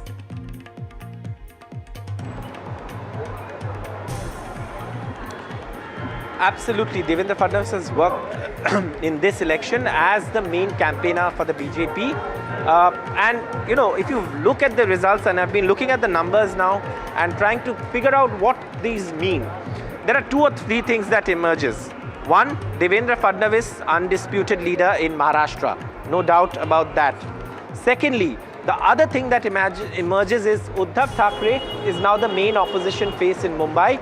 He seems to be the one who seems to be the vote puller in pockets of Marathi domination, and also he seems to be getting some of the traction from the opposition. The Congress playing spoil sport, BJP winning, completing its unfinished project, and again, so several takeaways that clearly establish: 1, BJP's Devendra Fadnavis, undisputed in Maharashtra; 2, Uddhav Thackeray, the main opposition face; 3, if you don't form alliances in time, you lose. The Congress will have to take blame for that, because they're the one who did not want an alliance. In fact, Uddhav Thackeray is on record as going, and Sanjay Raut, even at NDTV's Power Play Conclave, said that they had reached out to the Congress, but the Congress wanted to go it alone, and the Congress's disastrous performance is perhaps yet another reason. And look at the other side. It is absolutely known that even the BJP did not want an alliance in Mumbai with initially. But when they realized that an alliance would help them better their numbers, they changed tact. They came in for an alliance with Shinde. That's perhaps the political takeaway in terms of this election result, at least by the numbers as they stand now. If they change, then of course these summaries can also change. All right, so political victories are on the basis of pure arithmetic calculations, something that the Congress is yet to learn on. In fact, let's get in India's most prominent pollster, Pradeep Gupta, joining us on the broadcast to talk more about these numbers. Mr. Gupta, the trends that have come in, the results that have come in is, one thing is clear, it is a victory for the Mahayuti, comfortable majority that has come in, a tad lower than the Axis by India projections. I would say your number displaying what you are displaying as a MVA, which is the misleading totally. I would rather request you guys to change it, because Congress has fought separately in alliance with Bahujan Vanchit Vikas Aghadi of Prakash Ambedkar. So this is totally misleading. Fair point, sir. And as far as the number goes, what information I have got from a official My Corporator website as on this time is that Mahayuti 130, 99 to BJP and 31 to Shinde Sena, and 72 to Thackeray brothers, the UBT plus, 13 to Congress, and about 9 to 10 others. For trends and result, including all 227 wards of BMC. So this is something I would say, because, had these Congress fought in alliance with the UBT plus, the picture would have been totally different, which is not the case. They fought separately. So splitting the vote, particularly the minority vote. So I would say, as far as my prediction goes, the Access My India prediction goes, we have predicted 131 to 151 seats. Yes. With the hoping the voter turnout would be 54%, which end up actually 3. And in our report, we have mentioned that anything less than voter turnout less by 1. Pradeep ji, hold that thought. I want to quickly get in an input from the man of the moment, Devendra Fadnavis, and then we come back to Pradeep Gupta of Access My India. But the latest is what you see on your screens, Devendra Fadnavis' first reaction after that mega win, congratulating the BJP chief, the state BJP chief, after those extremely significant numbers. Man at the moment, Devendra Fadnavis, that's his first reaction coming in. माननीय अध्यक्ष महोदय रवींद्र चव्हाण साहेब, अभिनंदन तुमचं फार फार. तुमच्या नेतृत्वामध्ये संपूर्ण महाराष्ट्रात मिळालेला जो विजय आहे तो नेत्रदीपक अशा प्रकारचा विजय आहे. त्यामुळे तुम्हाला तुमचं मनापासून अभिनंदन. I want to congratulate Ravindra Chauhan because under his leadership in Maharashtra, तुम्ही कुठे आहात सध्या? प्रदेश भाजपला ना? हा, येस येतो तिकडे आम्ही थोड्या वेळाने येतो. चला, खूप शुभेच्छा तुम्हाला. माननीय अध्यक्ष महोदय रवींद्र चव्हाण साहेब, अभिनंदन तुमचं फार फार. तुमच्या नेतृत्वामध्ये संपूर्ण महाराष्ट्रात मिळालेला जो विजय आहे तो नेत्रदीपक अशा प्रकारचा विजय आहे. त्यामुळे तुम्हाला तुमचं मनापासून अभिनंदन. येस. तुम्ही कुठे आहात सध्या? प्रदेश भाजपला ना? हा, येस येतो तिकडे आम्ही थोड्या वेळाने येतो. चला, खूप शुभेच्छा तुम्हाला. अरे, माननीय अध्यक्ष महोदय रवींद्र चव्हाण साहेब, अभिनंदन तुमचं फार फार. तुमच्या नेतृत्वामध्ये संपूर्ण महाराष्ट्रात मिळालेला जो विजय आहे तो नेत्रदीपक अशा प्रकारचा विजय आहे. त्यामुळे तुम्हाला I've already translated this. Congratulating Ravindra Chauhan, saying that under his leadership the BJP has done well in Maharashtra and प्रदेश भाजपला ना? येस येतो तिकडे आम्ही थोड्या वेळाने येतो. चला, खूप माननीय अध्यक्ष महोदय रवींद्र चव्हाण साहेब, अभिनंदन. So that was the first phone call that Devendra Fadnavis has made, and it is to Ravindra Chauhan, a very close associate of the Maharashtra Chief Minister. By the way, he was made the state chief when he did not get a cabinet berth. Pradeep Gupta, Access My India, continues to be with us. Saurabh Gupta, my colleague, continues to be with us live from Mumbai. A quick word, Pradeep Gupta, first on this interaction. The optics are very important because here you have a very, very young Chief Minister who has managed to deliver the BMC for the BJP. But सबको साथ लेके चलना भी तो जरूरी है ना. चौहान साहब भी कहीं नाराज नहीं होना चाहिए कि अभी देवेंद्र भाव को ही सारा क्रेडिट मिल रहा है. Absolutely, Padmaja. And in fact, out of these 29 municipal election, the city election, BJP in particular is ahead in 22 Nikayas for sure. That includes the big one of Pune, Nagpur, Nasik, Navi Mumbai, Bhayandar, And Thane, where Shinde's strong bastion is there, they are in alliance with this thing in Thane, this thing ahead. Only 3 places where Congress is ahead out of these 29. And 1 place, which is Vasai Virar, the PVA, Bahujan Vanchit Aghadi, which is the Hiten Thakur's party, that is where they are leading in this thing. And in some cases, likes of Ulhasnagar and likes of, there is a khichdi kind of a thing, like of Aurangabad or Sambhajinagar, what you call it. So in total net, it's a big victory for the BJP under the leadership of Devendra Fadnavis and of course the newly elected party president, Pradesh party president of Ravin Chauhan, whom he been congratulating to. Okay, let's take a quick deep dive into these election results that we see in front of us. First, let's talk about Nashik, because we're also talking about the political future of the various parties here. Nashik, believed to be, sort of a naak ka sawal for Raj Thackeray. Nashik, BJP is taken away. Yes, that's what I'm saying. In fact, in Nashik also BJP is scoring good, and Thackeray MNS or UBT is not scoring so good. Though there is a good fight, but still BJP is comfortably placed to select their mayor. Pune, Pawar's in deep trouble.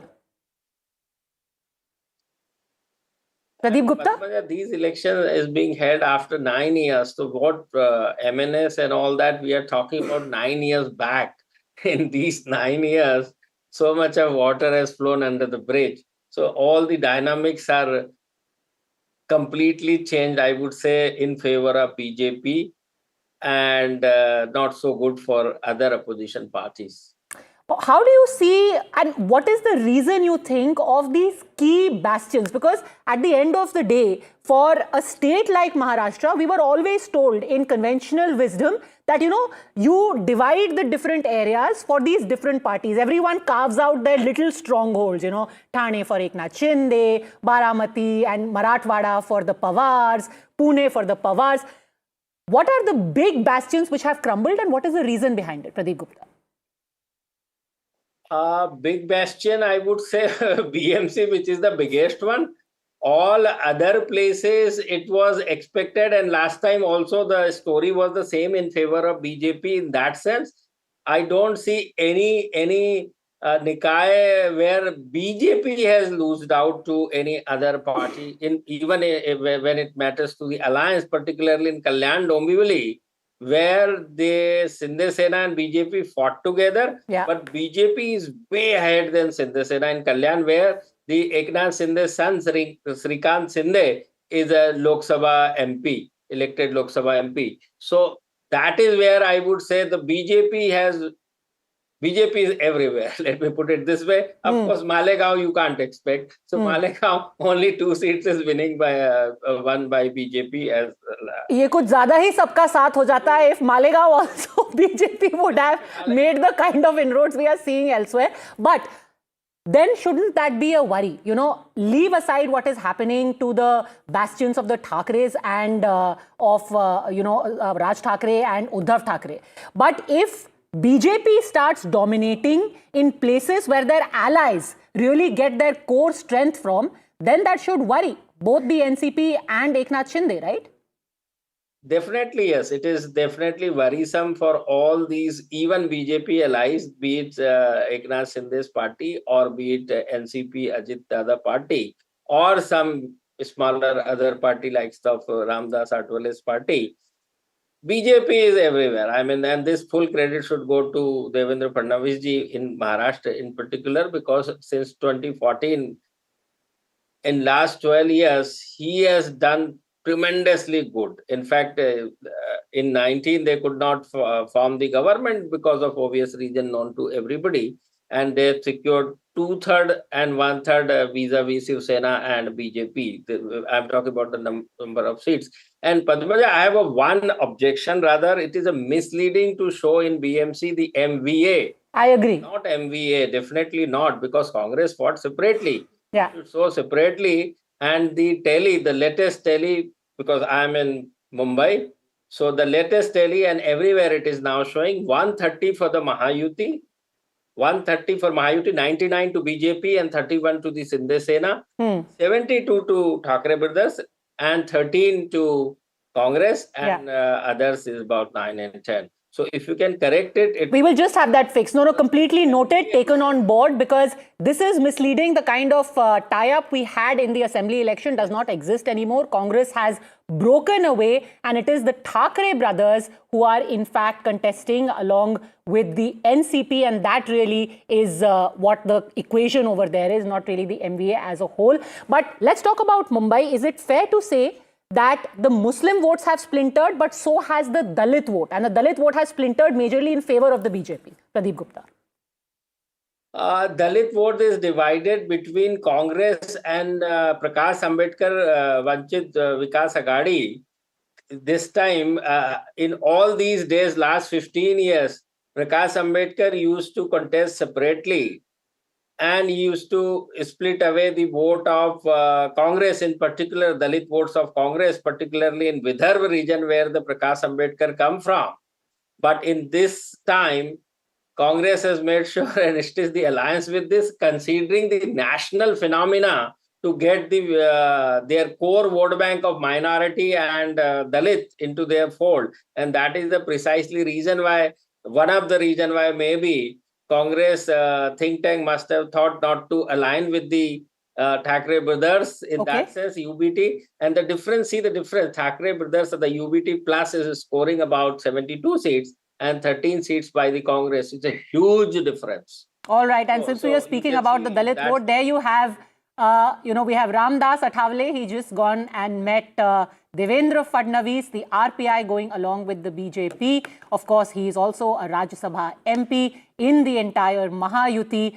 The BJP is everywhere. That seems to be the big takeaway, like Pradeep Gupta has been saying again and again. Ab iske aage kya hi bole? The BJP is everywhere, and today Devendra Fadnavis is also everywhere, but making it a point to show very, very prominently कि सबको साथ लेकर के चलना है, रविंद्र चव्हाण को भी साथ लेकर के चलना है, रामदास अठावले को भी साथ लेकर के चलना है. Pradeep Gupta, thanks very much for joining us with your insights. Of course, he will be back with us at 9 p.m. where we'll do a deep dive on the larger political message. A quick break, more on the other side.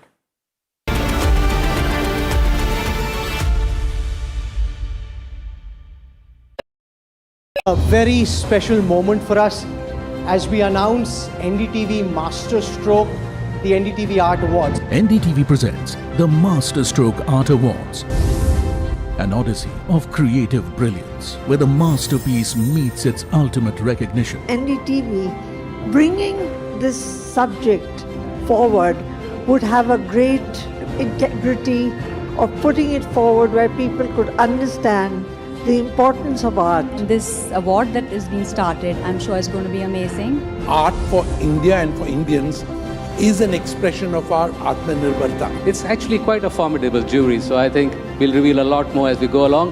This is an amazing platform, I think, today what you're doing. Honoring the masters who define our creative landscape. Coming soon on the NDTV network.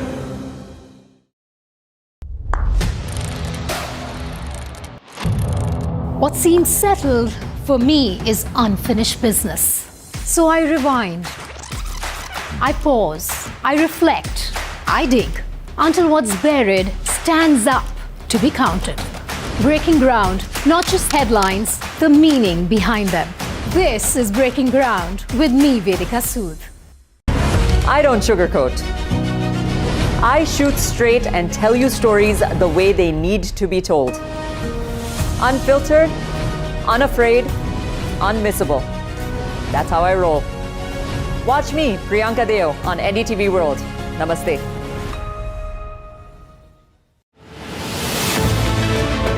The first Indian news channel at the World Economic Forum at Davos.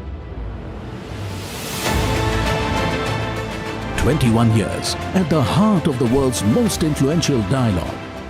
Continuing to make sure that the poorest are not forgotten. Big enough, brave enough, bold enough to face the critics. We've been doing more and more improvements. We are the fastest growing amongst the major economies. Both of us are interested in peace. Young girls aren't in school because they're scavenging for water for the family. We need to get out of the way and into the work of breaking open access for each and everyone. Now, India's most trusted news network returns to the Alps with its most formidable editorial voices. NDTV Ignite at Davos. Other opposition parties. They argue, I conclude. They deflect, I drill down.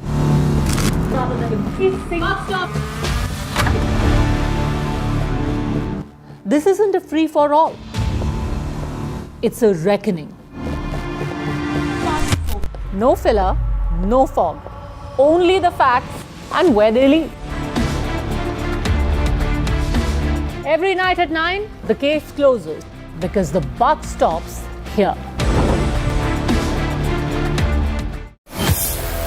Mumbai are bringing our first India tour in your city. Rag on with Shankar Ehsan Loy and Siddharth Mahadevan and Shivam Mahadevan. 5 times melody, 5 times masti with NDTV Good Times. Go grab your tickets on Live Your City by Fever.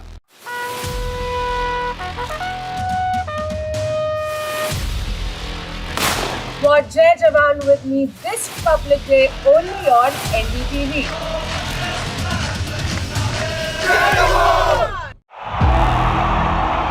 इनको यहाँ से जाना ही होगा। जय मां Durga! There is no bigger battle in 2026. And nobody has reported Bengal like I have. Buckle up for an unforgettable election thriller. Will the BJP breach Mamta's fortress? BMC जावे, BJP आसपे. Can Didi fight off her life's biggest challenge? BJP double engine সরকার এই লড়াই বাঁচতে হবে। Battleground Bengal with Manogya Loiwal. The front lines of Kargil. The fury of Operation Sindhu. So many attacks. The chaos and cries of disaster zones. To fighter jet cockpits. And the world's most defining interviews. It's incredible. He has seen history break. Live. Unfiltered.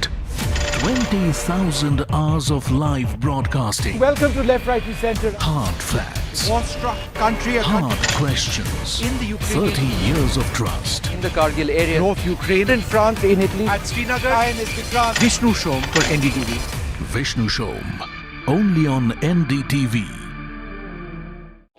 NDTV Golf Pro-Am in partnership with PGTI returns for its much-awaited second leg. This time from the breathtaking Boulder Hills Golf and Country Club in Hyderabad. India's finest professional golfers meet Hyderabad's top corporate leaders for a day of precision, camaraderie and spirited competition on pristine fairways. Watch at these times.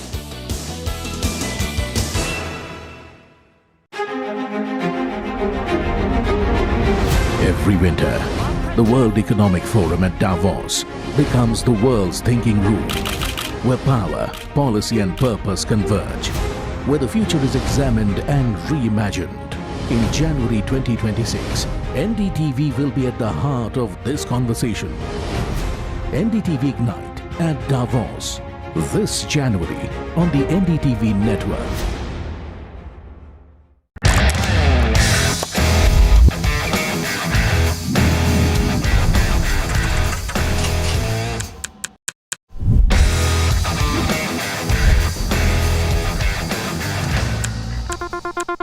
21 days in Kashmir. People have bombarded me, friends, with requests for an unfiltered list of things I saw and observed on the ground. Very special ground report from the line of control. There were some children who've lost limbs in the shelling.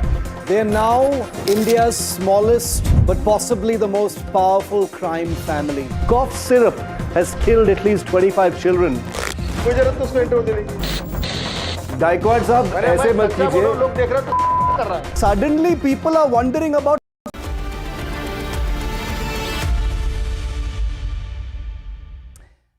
Welcome back. On the brink of history, the BJP could get its first mayor in Mumbai now that it has swept to power in the BMC along with Eknath Shinde, former MP of the party and senior leader of the BJP in Mumbai. Poonam Mahajan live with us. Ma'am, 1989, your father was instrumental in bringing the Shiv Sena and the BJP together for the very first time for Hindutva. And all these years later, that dream is going to come true. You'll have a triple engine ki sarkar in Mumbai. First thoughts? Very much, and we are very happy that people of Mumbai have put their trust how they did in Maharashtra Vidhan Sabha elections. And we just have to look forward how to make Mumbai more livable, more connecting, and take this forward to entire Mumbai metropolitan region, where as I said it in Hindi in a program, that विकास का engine सिर्फ और सिर्फ भाजपा के साथ और देश के साथ है. So आप इंजन और मशाल लेके नहीं चल सकते. इंजन तो पूरा, it's a driving engine for the country, Mumbai. And Mumbaikars have trusted in us and we are grateful to Mumbaikars. Atal ji ने मुंबई में ही कहा था अधिवेशन में, सूरज उगेगा, कमल खिलेगा, अंधेरा छटेगा. Yes, बिल्कुल. और वो हो गया है. और it's a great responsibility on us. We are grateful to the people of Mumbai. We have won many municipalities, but this is very important for us because the issue of fight was more on emotions than people's lives. And now we are here to perform more better with this triple engine.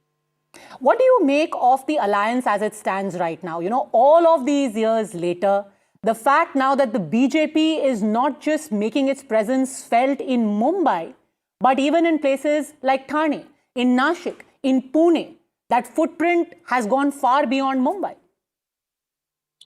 I remember when we planned the alliance in 1989 with Pramodji and Bala Sahib had got together to make their party's base stronger for both the parties. But we got the opportunity in 2014 where BJP started growing and we also got a strong voter base and Karyakarta base. And we got the opportunity to contest in every constituencies where people trusted in us in 2014, trusted in the Prime Minister's vision and dream for Maharashtra. And it's just good to be true. And now I think this is more of a responsibility for us. And we are here to perform. That's what BJP is all about. You know, in that alliance, your father was the trouble manager, like the sharpshooter, the troubleshooter. And I read somewhere that R.K. Lakshman had made a cartoon that Bala Sahib is sitting and Pramod ji is coming and Bala Sahib is in the driver's seat and he's saying ki basically hum jo seat denge wo aap ladoge. If Pramod ji would be watching from above, what would he be thinking today? With due respect to Bala Sahib, he always used to also say, because I have a lot of love and respect for him, he used to say remote control hamare paas hai. Lekin remote control chalane ki battery hamare saath hai, pata chal gaya. That's what my father used to joke with him. That remote control होने से होता नहीं है, सारी ताकत तो हमसे ही मिलती है. And this is all victory. I mean, again, Bala Sahib Thackeray has been a very big driving force for us still and will be. Now Shiv Sena has its own faces and different paths, but the respect for Bala Sahib has always been there. And the driving engine, I have seen my father taking 2 steps back only for the love of Shiv Sena and especially for Bala Sahib. That was the respect at that time. The parties changed, the times have changed, and we need to perform for the people. I mean, history has always been looked upon to make a better future. So absolutely. The battery is in the remote and the remote is in your hands. Now, Mumbai is expecting some drastic changes, or rather the 29 municipal corporations across Maharashtra. Poonam Mahajan, for your time and your memories, thank you very much for joining us. Time for a thank you so much. Thank you for all your support. Time for a very quick break. We're back on the other side with the Member of Parliament from Pune and Union Minister. Don't go anywhere. Much more lined up ahead.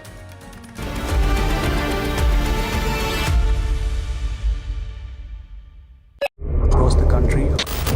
He has tracked the pulse of power from Washington to Korea. Witnessed history being made in global capitals and conflict zones. Brought clarity to complex issues of national security and international affairs. Aditya Raj Kaul, covering international affairs like no one else. Only on NDTV network. Straight from the heart of the newsroom to the core of the stories shaping your world. Join me, Gargi Raut, as I track all the developments as they break. Live from the NDTV newsroom, weekdays at 4 p.m.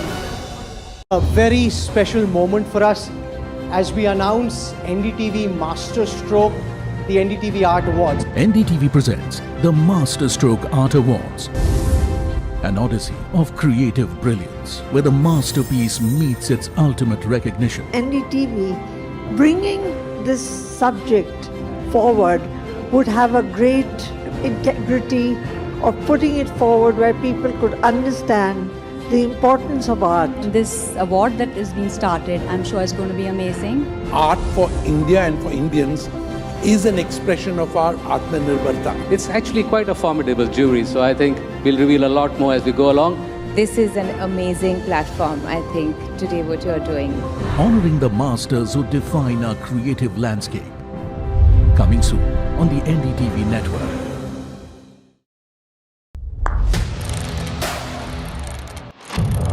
What seems settled for me is unfinished business.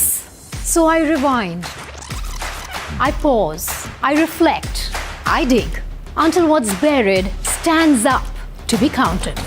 Breaking ground, not just headlines, the meaning behind them. This is Breaking Ground with me, Vedika Sood. I don't sugarcoat. I shoot straight and tell you stories the way they need to be told. Unfiltered, unafraid, unmissable. That's how I roll. Watch me, Priyanka Deo, on NDTV World. Namaste.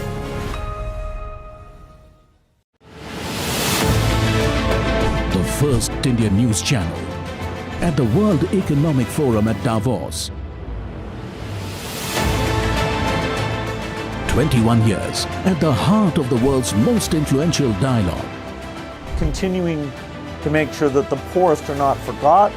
Big enough, brave enough, bold enough to face the critics. We've been doing more and more improvements. We are the fastest growing amongst the major economies. Both of us are interested in these. Young girls aren't in school because they're scavenging for water for the family. We need to get out of the way and into the work of breaking open access for each and everyone. Now, India's most trusted news network returns to the Alps with its most formidable editorial voices. NDTV Ignite at Davos. Other opposition parties. They argue, I conclude. They deflect, I drill down.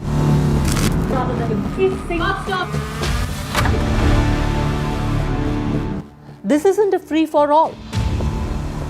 It's a reckoning.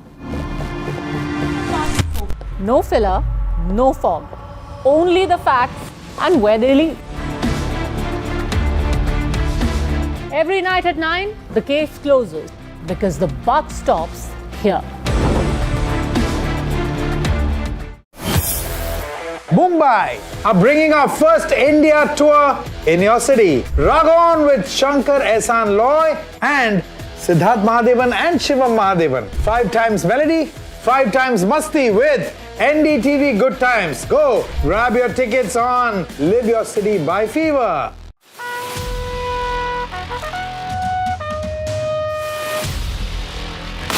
Watch Jai Jawan with me this public day only on NDTV.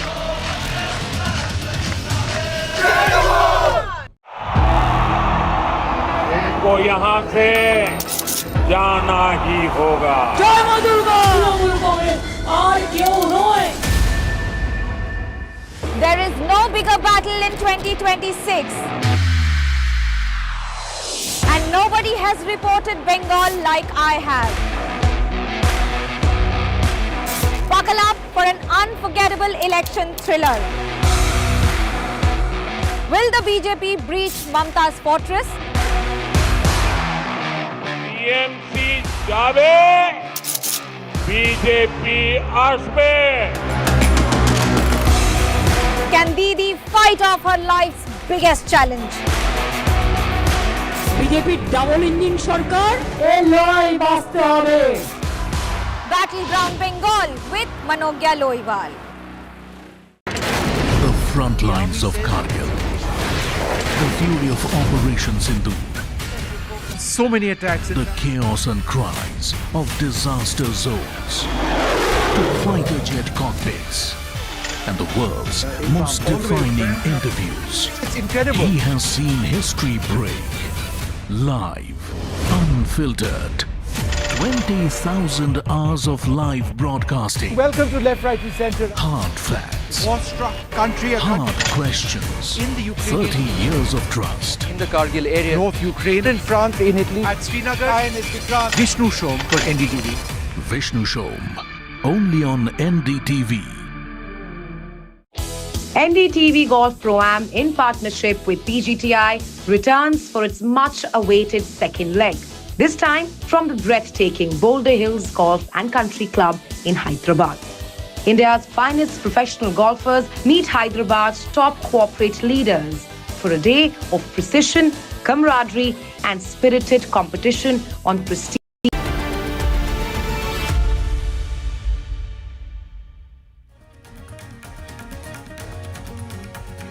Hello and welcome. You're watching NDTV Newsroom. I'm Gargi Raut and the big story is the BMC results. What does it mean now for the BJP, a triple-engine sarkar, which they always wanted in Mumbai? What it means for Devendra Fadnavis? He's expected any moment now at the BJP headquarters in Mumbai. What it also means for the families, that's the Thackerays and the Pawars. All that and more coming up ahead. First, let's take a look at the headlines we're tracking. The BJP-led Mahayuti takes a massive lead in high-stakes Brihanmumbai Municipal Corporation election as the Thackerays lose grip, face an existential crisis. Devendra Fadnavis spoke with the state BJP president Ravindra Chavan, congratulating him.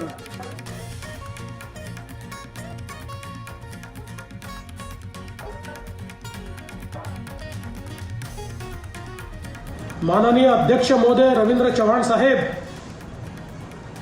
अभिनंदन तुमचं फार फार तुमच्या नेतृत्वामध्ये संपूर्ण महाराष्ट्रात मिळालेला जो विजय आहे.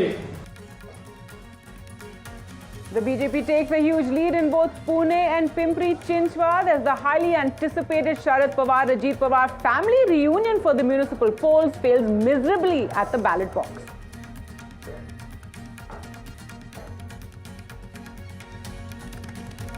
And the politics over the washable ink row in Maharashtra Civic polls continues. Rahul Gandhi slammed the election commission. He says that the poll body is gaslighting citizens. The BJP hit back, that's of course earlier today, saying Rahul was readying for defeat.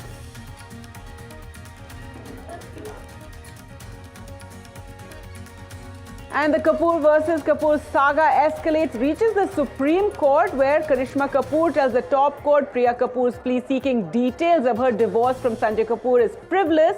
Remember, the family's in a heated legal battle. A notice is served to Karishma Kapoor.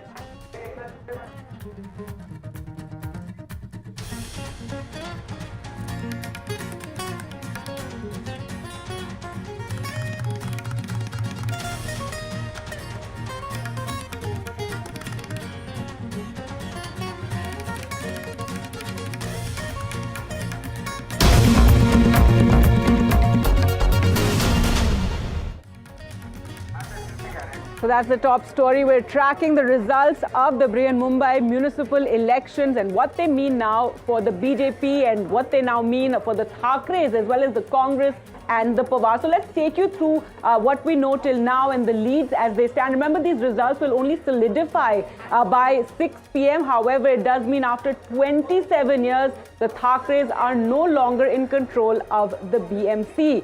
So a big boost for the BJP-led Mahayuti heading for that big victory. The BJP-led alliance is leading in over 100 seats in the contest to win the most, remember it's the richest municipality in the country, so they're leading in over 100 seats. In fact, Devendra Fadnavis, Chief Minister of Maharashtra, is expected any moment now to go to the headquarters. Celebrations, in fact, celebrations have been taking place since the afternoon, since those leads started coming in, and it was quite clear that the BJP was winning. The BJP-led alliance, as we said, is leading in over 100 seats. Remember, if the BJP does win in the, win the municipality, it does finally get its own mayor in Mumbai, and it will be appointing the mayor. This is something that they've wanted for a very long time. These BMC elections were much delayed, remember, by 4 years. And after 27 years, you have the Thackerays losing control of the BMC. So it's an existential crisis, really,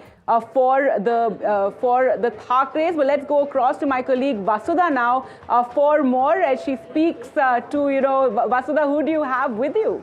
We have a special guest here. While the BJP has registered a big win, Gargi, in BMC, another story is the PMC, which is the Pune Municipal Corporation. Both in Pune and in Pimpri-Chinchwad, the BJP has surged ahead. In fact, in PMC, it is a clean sweep for the BJP. The MP of Pune, the BJP in charge for Pune, MOS of Civil Aviation, Muralidhar Mahal, joins us now. Thank you, Mr. Mahal, for speaking to NDTV. First of all, congratulations, sir. बहुत बड़ी जीत है और आपका सामना तो बिल्कुल deputy chief minister Ajit Pawar के साथ हेड ऑन आपने उनको लिया था. ये पवार का बैस्टियन है. The Pawars came together. How do you feel about this win? Did you expect this? बहुत अच्छा लग रहा है. बहुत फील अच्छा है कि पुणेकर जनता जो है उन्होंने फिर एक बार विकास पे विश्वास व्यक्त किया, क्योंकि माननीय मोदी जी कहते हैं, देवेंद्र जी ने भी कहा है कि हम हर इलेक्शन ये विकास पे लड़ते हैं. विकास पे हमारा मुद्दा होता है, विकास यही मुद्दा होता है कि इलेक्शन का. लेकिन मुझे लगता है कि जो निगेटिविटी लेकर इलेक्शन में जिन्होंने चुनाव लड़ा है, तो उनको बिल्कुल पुणेकर जनता ने रिजेक्ट किया है. हम डेवलपमेंट में बात करते थे, हमने जो कुछ काम पिछले माननीय मोदी जी की गवर्नमेंट ने 11 साल में देवेंद्र जी के नेतृत्व में महाराष्ट्र सरकार म्यूनिसिपल कॉर्पोरेशन ने 5 साल एज ए रूलिंग पार्टी करके जो ट्रिपल इंजन की सरकार हम चला रहे थे, बिल्कुल पुणेकर जनता उस पर खुश है. पुणेकर जनता ने फिर एक बार हमें यहाँ पे क्लीनली मेजोरिटी में लाया है और हम पे क्लीन स्वीप देने में हम सफल हुए हैं. तो मुझे लगता है कि ये विश्वास पुणेकर जनता का है, काम के प्रति है, विकास के प्रति है. मिस्टर महल, आपका सामना जो है deputy chief minister Ajit Pawar से हुआ था. अजीत पवार वहीं पे रहे थे इतने दिन और हमने देखा कि उनकी पार्टी ने कुछ ऐसे भी टिकट्स दिए थे क्रिमिनल्स को, जिसके खिलाफ आपने बहुत कुछ बोला भी था. आपने तब वो डिसीजन क्यों लिया और ये जो कैंपेन के बारे में आप क्या सोचते हैं? बिल्कुल, लोगों ने इसी मुद्दे को लेके अगर एक आप डेवलपमेंट के छोड़कर अगर दूसरे मुद्दे पे अगर आप जाते हैं, निगेटिविटी लेकर आप निगेटिव कोई मुद्दा लेके इलेक्शन में जाते हैं, तो लोग आपको स्वीकार नहीं करेंगे. क्रिमिनल्स को लेके हो, भ्रष्टाचार को लेकर हो, जब 25-30 साल इन्होंने पुणे में अपना राज किया, गली से दिल्ली लेकर, यानी कि लोकल बॉडी से लेकर लोकसभा केंद्र सरकार तक सभी जगह पे इन्हीं की सरकार थी, इन्हीं की पार्टी काम करती थी एज ए रूलिंग पार्टी करके. तो भ्रष्टाचार हुआ था, लोगों ने इनको नकारा था, और उसके बावजूद आज फिर उन्होंने कहा कि नहीं, मुझे आप सत्ता में लाइए. तो किस लिए लाइए? इसके लिए मुझे लगता है कि उन्होंने जो कुछ उनकी रणनीति थी, जो उन्होंने प्रयास यहाँ किए, क्रिमिनल्स को उनको कैंडिडेट बनाया और भ्रष्टाचार के मुद्दे को वो बोलने लगे, तो लोगों ने कहा कि भाई आप यही करते थे, इसलिए तो हमने आपको बाहर निकाला है. आज फिर वही करने आप यहाँ पे आओगे तो हम चुनकर थोड़ी आपको देंगे. मुझे लगता है कि मोदी जी के नेतृत्व में, देवेंद्र जी के विजन में पुणे का भविष्य जो है सुरक्षित है, सेफ है. यही पुणेकर जनता ने मुझे लगता है इसी पे विश्वास किया और पूरा समर्थन बीजेपी को दे दिया. मिस्टर महल, आप Devendra Fadnavis the chief minister के काफी क्लोज माने जाते हैं. Devendra Fadnavis the chief minister has now tweeted and he has said, and I quote, BJP writes history once again at the Municipal Corporation election 2025-2026 under the visionary leadership of Honorable Prime Minister Narendra Modi ji and under the guidance of BJP National President. And Honorable Union Minister JP Nada, and he has also thanked Amit Bhai Shah, which is the Home Minister, and he has also thanked Nitin Nabeen, who's the working president, and all the workers of the BJP. Mr. Mahal, what kind of win is this for Devendra Fadnavis? आपने उनके साथ बहुत सालों से काम किया है, आप उनके एक तरीके से बहुत काफी क्लोज साथी माने जाते हैं. What does this mean for Devendra Fadnavis? बिल्कुल, देवेंद्र जी के नेतृत्व में पूरे राज्य की इलेक्शन हमने लड़ी है. देवेंद्र जी जो पूरे राज्य का एक मुझे लगता है कि विकसित महाराष्ट्र का जिन्होंने सपना देखा है, विकसित महाराष्ट्र को संकल्प को पूरा करने के लिए जिस तरह से वो काम कर रहे हैं, तो पूरा महाराष्ट्र देख रहा है. पुणे की जनता भी जब वो पुणे में आते हैं तो पुणे के 50 साल के आगे के विजन के बारे में बोलते हैं. आगे के 50 साल में पुणे शहर, जो Pune city non capital city कहते हैं, जीसीसी का कैपिटल बनाने के वो बोलते हैं. पुणे में पाताल लोक के माध्यम से 54 किलोमीटर के अंडरग्राउंड रोड बनाएंगे. ऐसे बहुत सारे डेवलपमेंट की बातें वो करते हैं. तो लोगों को पता है कि देवेंद्र जी माने कि विजनरी लीडर है. देवेंद्र जी माने कि यानी कि विकास के बारे में सोचने वाला लीडर है. तो मुझे लगता है कि यही हमारे कार्यकर्ताओं की सोच भी कि ऐसा नेता, ऐसा नेतृत्व हमें मिला है जिसके माध्यम से हम काम कर रहे हैं, जिसके नेतृत्व में हम काम कर रहे हैं. तो जनता इन पर विश्वास करती है. विश्वास करने वाला, विश्वास संपादन प्राप्त करने वाला हमारा नेता जनता का विश्वास संपादन उन्होंने किया है. मुझे लगता है कि हम भी बहुत खुद को खुशनसीब समझते हैं कि ऐसे कार्यकर्ता है जो देवेंद्र जी के नेतृत्व में काम कर रहे हैं. राइट मिस्टर महल, मेरा आखिरी सवाल, आप तमिलनाडु के को इंचार्ज भी हैं पार्टी की तरफ से. तमिलनाडु के फॉर्मर प्रेसिडेंट अन्नामलाई जी ने काफ़ी एक जो है कंट्रोवर्सी क्रिएट की थी मुंबई में. बीएमसी में क्या उसका असर कुछ पड़ा है? क्योंकि उसके खिलाफ राज ठाकरे ने काफ़ी ऐसे बयान दिए थे जो काफ़ी डेरिगेटरी और इंसल्टिंग माना गया था. तो मुझे लगता है कि अन्नामलाई जी ने ऐसा कोई भी गलत बयान नहीं दिया था. उसको ट्विस्ट किया गया. उन्होंने ये कहा था कि महाराष्ट्र में मुंबई, केवल मुंबई महाराष्ट्र की नहीं देश की है. अभी मुंबई है तो क्या देश की, अगर हम देखते हैं तो एक फाइनेंशियल कैपिटल है हमारी. तो मुंबई देश की, यानी कि मुंबई का गौरव ही है ना उसमें. उन्होंने ऐसा कुछ गलत नहीं, लेकिन इन्होंने एज ए इलेक्शन के सामने है तो चुनाव के नतीजे तो आने वाले थे, इनको पता था. तो कुछ ना कुछ कंट्रोवर्सी करने का इन्होंने प्रयास किया और उनको जो स्टेटमेंट था उसको बरोड़ दिया, उसको ट्विस्ट किया. मुझे नहीं लगता उसमें कुछ गलत था. और आखिर में जनता ने जवाब तो दे ही दिया ना. एब्सोल्युटली मिस्टर महल. और आपको लगता है कि ये दोनों पवार जो है ये साथ आएंगे या सिर्फ एक स्टॉप गैप अरेंजमेंट था इलेक्शंस के लिए? मुझे पता नहीं, लेकिन ये क्या इन दोनों फैमिलीज में उनका क्या निर्णय है पता नहीं. लेकिन पुणे में दोनों एक साथ आए, मुंबई दोनों ठाकरे फैमिली एक साथ आई. लेकिन लोगों को सेंटिमेंट से कुछ लेना देना नहीं होता. लोगों को काम से और विकास से मतलब होता है. मुझे लगता है कि अगर वो एक होते भी है तो अच्छा है. उसमें हमें कोई दिक्कत आने की संभावना नहीं, क्योंकि जरूरत भी नहीं है. लेकिन लोगों को सेंटिमेंट्स के बजाय विकास पे, लोगों को डेवलपमेंट पे लोग विश्वास करते हैं. Right, that was Muralidhar Mahal there. Thank you, Mr. Mahal, for speaking to NDTV. The Pune MP of the BJP, also MOS Civil Aviation, a man who's also seen responsible for the party's performance in Pune. Back to you, Gargi. All right, Vasudha, thanks so much for that, and really emphasis on development and, talking about Devendra Fadnavis' promise and saying that is what the voters are looking at. Put aside all the controversies that have taken place. And there were a lot of controversies on the, election ground, as we saw a lot of back and forth, a lot of derogatory statements as well. But all that in the past now. Let's go across to our reporters, and we can go across to Ankit, also Saurabh, and is also joining us, and Anuj. Ankit, you're at the BJP headquarters there, and we all saw that phone conversation Devendra Fadnavis had with the BJP, state president. Tell us what is happening over there and what is expected. When is the chief minister arriving? Well, the chief minister is taking his time, so he's being cautious because the official results have only come out of 85 constituencies so far, and in that, at least in the first 85 constituencies, it's a very tight contest with BJP plus at 40 and the MNS along with Shiv Sena Uddhav Thackeray standing at 30. So he's waiting, but of course the celebratory mood already here at the BJP headquarters. Ashwini will show you around. They are waiting for the chief minister. Initially he was supposed to come at 3:30. Now we are told that at least an hour more, so So by 5 o'clock, we are expecting Devendra Fadnavis, the Chief Minister, to come here. So all those, dhol tashas are waiting for the Chief Minister's arrival. But I've been here, since morning, and it was a slow pickup for the celebratory mood here at the BJP headquarters. The flags came up at around 12 o'clock.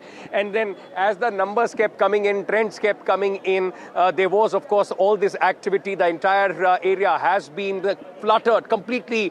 Every nook and corner has been put with the BJP flags. Flower decoration arrangement has also been put inside. The massive police security that you are seeing at this moment is also, just anticipation for the Chief Minister. That's the stage where Devendra Fadnavis will be speaking to the media, to the Karyakartas, those who are here. And, all across at this moment, there is only that anticipation. Deva Bhau is what we are hearing. He has established himself as the Neta number 1 in Maharashtra. BJP, the most dominant party. This was a dream as far as the BJP is concerned, not only to become the single largest party, reach close to the 100 mark as far as the wards are concerned, but also have their own mayor. And if these numbers consolidate into results which are hovering around 120, 125, 126 for the BJP alliance, Mahajuti, then they will have a BJP alliance after 27 years here in Maharashtra, in Mumbai. And it is going to be a very, very important twist as far as the politics and the dominance of the state is concerned. And on one hand, of course, the Thackeray family, but Gargi, let me also add a caveat. The Thackeray family, especially the Uddhav Thackeray, the numbers that they are at, somewhere around 74, 75, it's not that bad showing. United Shiv Sena had 84. They are down to 75 with a faction, and Shinde Sena, the Shiv Sena Shinde, has about 30 odd. So the Marathi Manus vote, the whole plank that they played, though there was massive counter-polarization, but has largely still supported the Thackerays. I think it's not a bad day in that aspect. Of course, being out of power brings its challenges of its own. What it would mean is, in the next 3 years, till the time the general elections take place, that will be the election that they will be fighting. How do you hold on to your cadre and these councillors? That is going to be a challenge for Uddhav Thackeray. But at this moment, I can tell you there are these anticipations. Let me also try. Bamla Saab, let me just try and go and get you some reactions. How are you, Amla Saab? What do you make of this victory? This is a phenomenal victory. First time ever we have got this victory of the mayor. Of course, state we won a couple of times, but this was unexpected, and the people have proved that the legacy is dynasty. All this is, of no use, and there is the dynasts have been put to rest. But how are you saying that? I mean, the United Shiv Sena had 84. They have only come down to 74, 75 right now. The Marathi Manus plank has worked for them. The problem with the media is what you all are just thinking about Mumbai and Thane. I'm talking about the state. I'll come to that. I'll come to right. Let's start about Mumbai. They did not take even one meeting. They did not have the courtesy to even have one meeting of their workers in their state, in the Nagar Palikas. Mumbai mein theek hai, they must have got. I agree, and we welcome that. We also need a strong opposition. There should be an opposition, and we welcome that. But what I'm trying to tell you is, see the narrative. The negative narrative doesn't work. Lungi utao, pungi bajao, North Indian. ये सारा नहीं चलता है. लोगों को विकास चाहिए. और देवेंद्र जी ने I want to ask you, is he now the biggest brand as far as the netas in Maharashtra are concerned? Neta number 1? He's established himself? I want to correct you. He is not now. He was always. It's been past 7-8 years. Ever since he left and he became the CM the first time, he was the biggest brand. And he's not become of a brand because of his legacy. He is not coming from a very Nepo family. He has come from his hard work. You've seen him as an opposition leader. He used to roll like a lion. Do you also see a big role in the future for him in the national level of the BJP? Of course. He's in all. He's fully deserving, and I'm sure everybody's talking about it. And we would be more than happy. Who more than us from Mumbai? The Mumbaikar and the Nagpur people, the entire state will be a moment of pride for the whole state to have seeing him in that platform, because he genuinely deserves it out of his sheer hard work. And let let me tell you, he was one leader throughout the elections. He was accessible to every corporator who was contesting. Thank you, Mr. Bamla. Asif Bamla there, spokesperson of the Bharatiya Janata Party, is in Mumbai. And what he said, also resonates as far as the political fortunes of Devendra Fadnavis is concerned. And that is why for a lot of people, those who have been saying, why so much focus on a municipality election here in Mumbai, it has resonance. And this will, of course, have resonance in the national power play, not only of the BJP, but, absolutely, Ankit. And I like the way you slipped in that question about, Devendra Fadnavis on the national stage there. And imagine he's somebody who in June 2024 was offering to resign as the Deputy Chief Minister, and look at the moment he's having right now. But let's talk about the Thackerays. And Ankit, you made a very important point there saying, while a lot is being talked about the existential crisis for the Thackerays, they have not done that badly. And we did see celebrations also taking place there. And I'd like to go across to Saurabh. Saurabh, you're there at Matashri. Tell us what is happening there. What have the reactions been so far? As I was saying to Ankit, a lot of talk about existential crisis for the Thackerays, but they've had a fairly decent showing. Well, this has been perhaps the most challenging election in Uddhav Thackeray's life. He's, of course, had to deal with an ally that did not turn up at the last minute and chose to go it alone. He's had to deal with his party being broken away, defectors, and then, practically walking away with most of the party. And then on top of that, becoming the target of the resources, of the manpower and the election machinery of the BJP. In all of these three challenges, in spite of all of these three challenges, Uddhav Thackeray has managed to retain somewhat of what he won in 2017. And at that time, remember, it was an alliance with the BJP. Eknath Shinde was still in the Shiv Sena. The Congress, of course, was nowhere in the picture. But obviously, it was on a much strong ground that he fought that election. And to have won around 70-odd seats, down maybe about 15-odd seats, is something that is a performance that the Sena wouldn't be too unhappy about. But yes, losing control of the BMC is a major blow.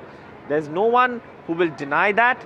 For the Shiv Sena, the BMC has been the main power equation that they've shared with the BJP. And all these years, they've been in alliance with the BJP, being the junior partner. Things actually started worsening with the BJP was when the BJP made its intention clear that it did not want to be a second fiddle to the Shiv Sena. It wanted to establish its own presence in Mumbai and eventually also aim for the mayor's post. In comes Devendra Fadnavis, leads the BJP to this number that the BJP seems to be set now on winning. Devendra Fadnavis emerging as the undisputed leader of the BJP in Maharashtra. But I'd like to just give you a slight, clarification on what I heard Mr. Bhamla say. I think I don't think Devendra Fadnavis, even if he has national ambitions, is looking at that right just now. For now, his focus remains Maharashtra. And what I've been told is that he wants to build his legacy in Maharashtra. And when the time arrives, when the party decides that, okay, it's time to, make a new second crop of leaders, national faces, that's the time he's going to pitch himself as perhaps a contender. Right now, he remains focused on Maharashtra. But for Uddhav Thackeray, he becomes the main face of the opposition in Maharashtra. Right, Saurabh, being from Delhi, I think Ankit and I are focused on the national stage as well. But let's go across to Sujata now, who joins us from a counting center. Sujata, tell us what is happening there, because, all these numbers are only going to finalize at around 6 p.m. What is happening? Tell us around there.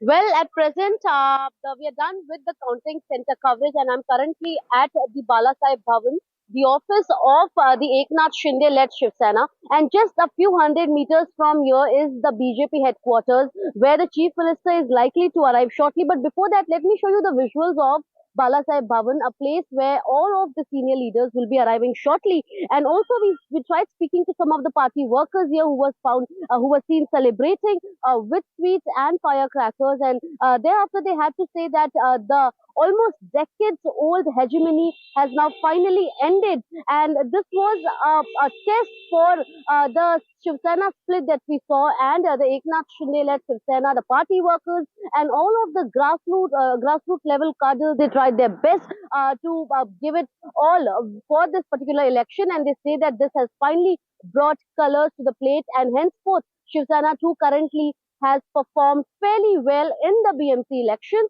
And also, we see that currently the counting is on, and it is likely to be concluded just a few hours from now. But of course, the numbers have already spoken for itself. An unprecedented win for the Mahayuti, and as they remain undefeated, this is also an answer for the Thackeray brothers whether did their narrative of the Marathi Manus really work. Now, the party workers, of course, out of which a handful of them were also Marathi speaking population. They were the Maharashtrian community who had been living here for quite centuries now, and they had to say that it is the narrative of urban development that only works in Maharashtra from now. And of course, for Mumbai, it is the development of the urban population, and also because of several other factors of the work that was done by the Mahayuti in the recent few years after the 2022 Shiv Sena split, when the Mahayuti was formed, and after NCP too joined hands.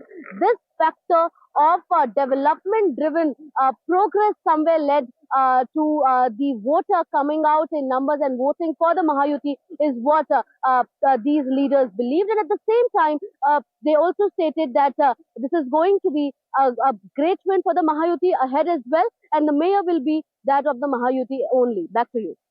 Right, Sujata. And Anuj, we will just come to you. But yes, Sujata making important points about, the identity of Mumbai, the fact that it's a financial capital, a cosmopolitan city, also the kind of identity, ugly politics that we saw playing out. So that has been something that we've seen in the run-up to the BMC elections. But what are the larger ramifications of these results? So let's just take a look at that, what it now means, the BMC results for the BJP, for the Thackerays, for all of the various families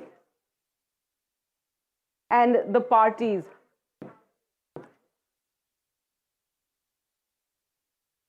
All right, so let's take you through the results and what it means now for the BJP, and bringing you that the highest ever results for the BJP in the BMC elections, and that has been one of course, the big results, and finally that triple engine sarkar for the BJP in Mumbai, and they are going to finally get their mayor as well. So highest ever tally emerging as a dominant force there.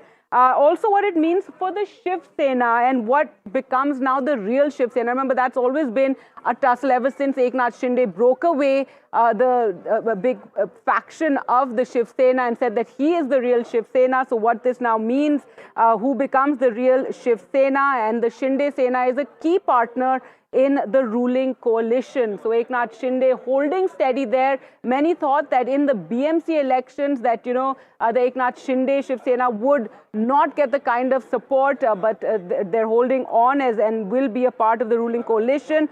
Also, what it now means for the Uddhav Thackeray Shiv Sena, as we've been, saying since midday perhaps, losing control after 27 years of the BMC, losing hold over traditional core, existential crisis for Uddhav Thackeray, though in some Marathi, strongholds, they have held on.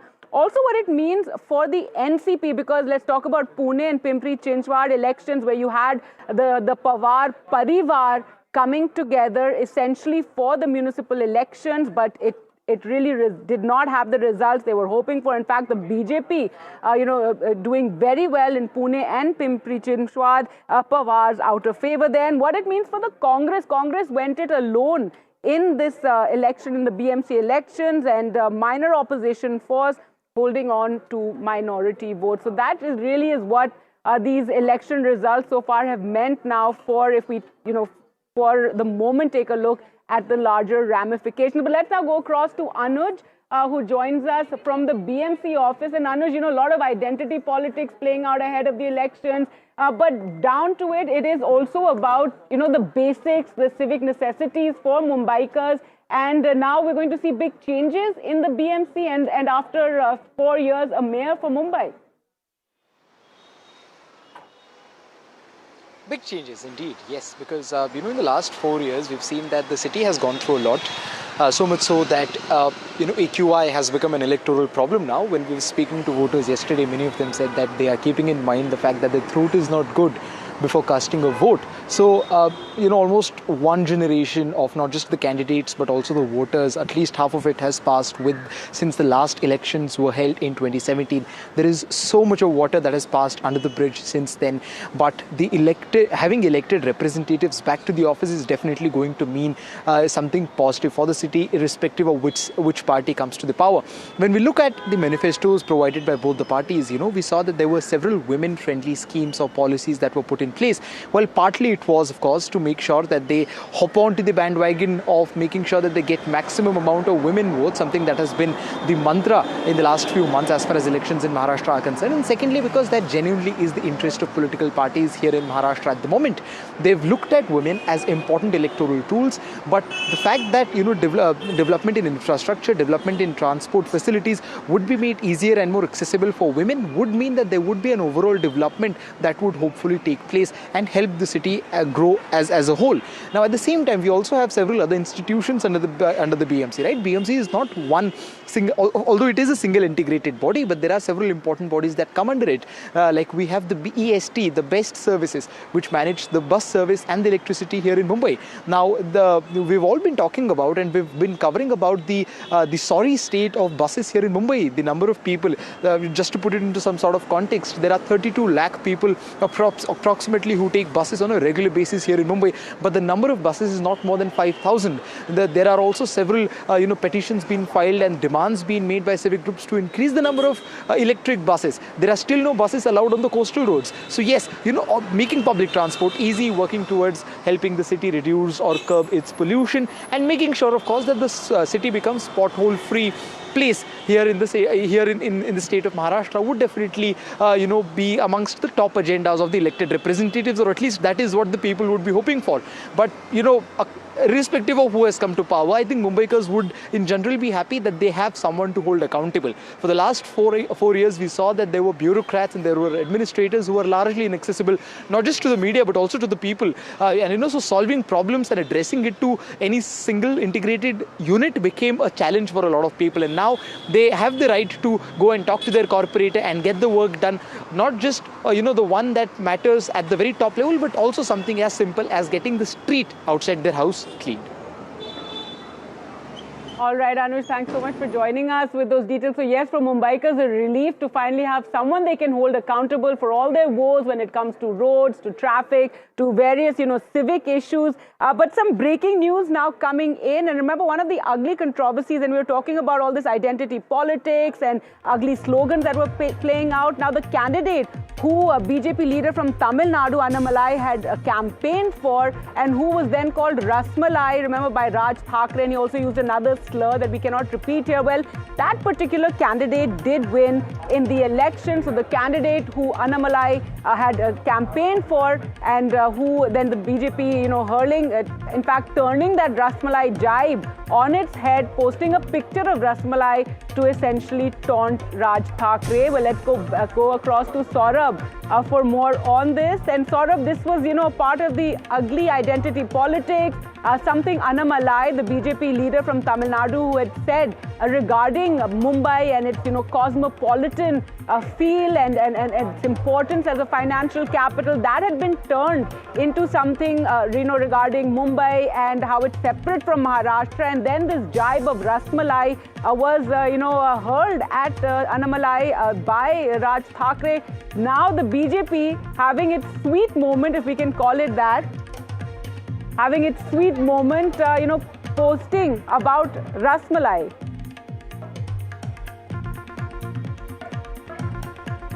All right, we seem to have lost the line there with Saurabh, but yes, the BJP netas, they're posing with Rasmalai and having a sweet,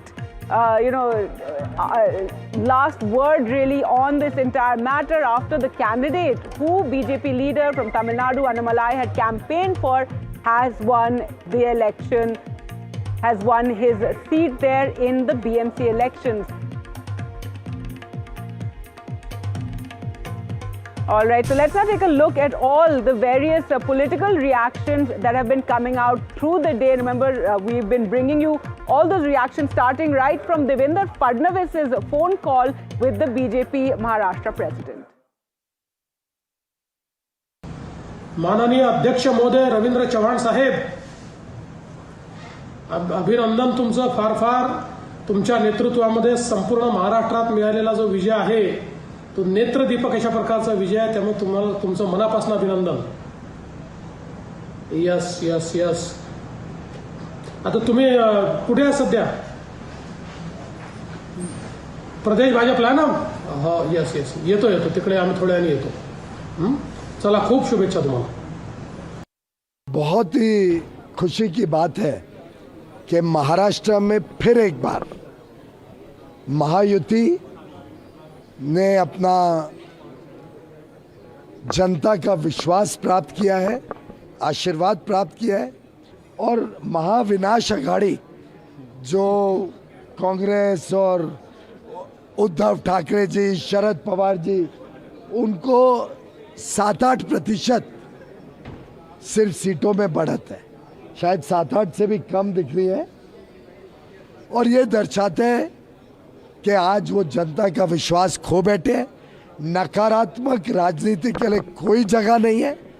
जो जीत है, जो जीत ऐतिहासिक मुझे दिख रही है, ये मेरे नेता आदरणीय देवेंद्र फडणवीस जी के नेतृत्व की जीत है.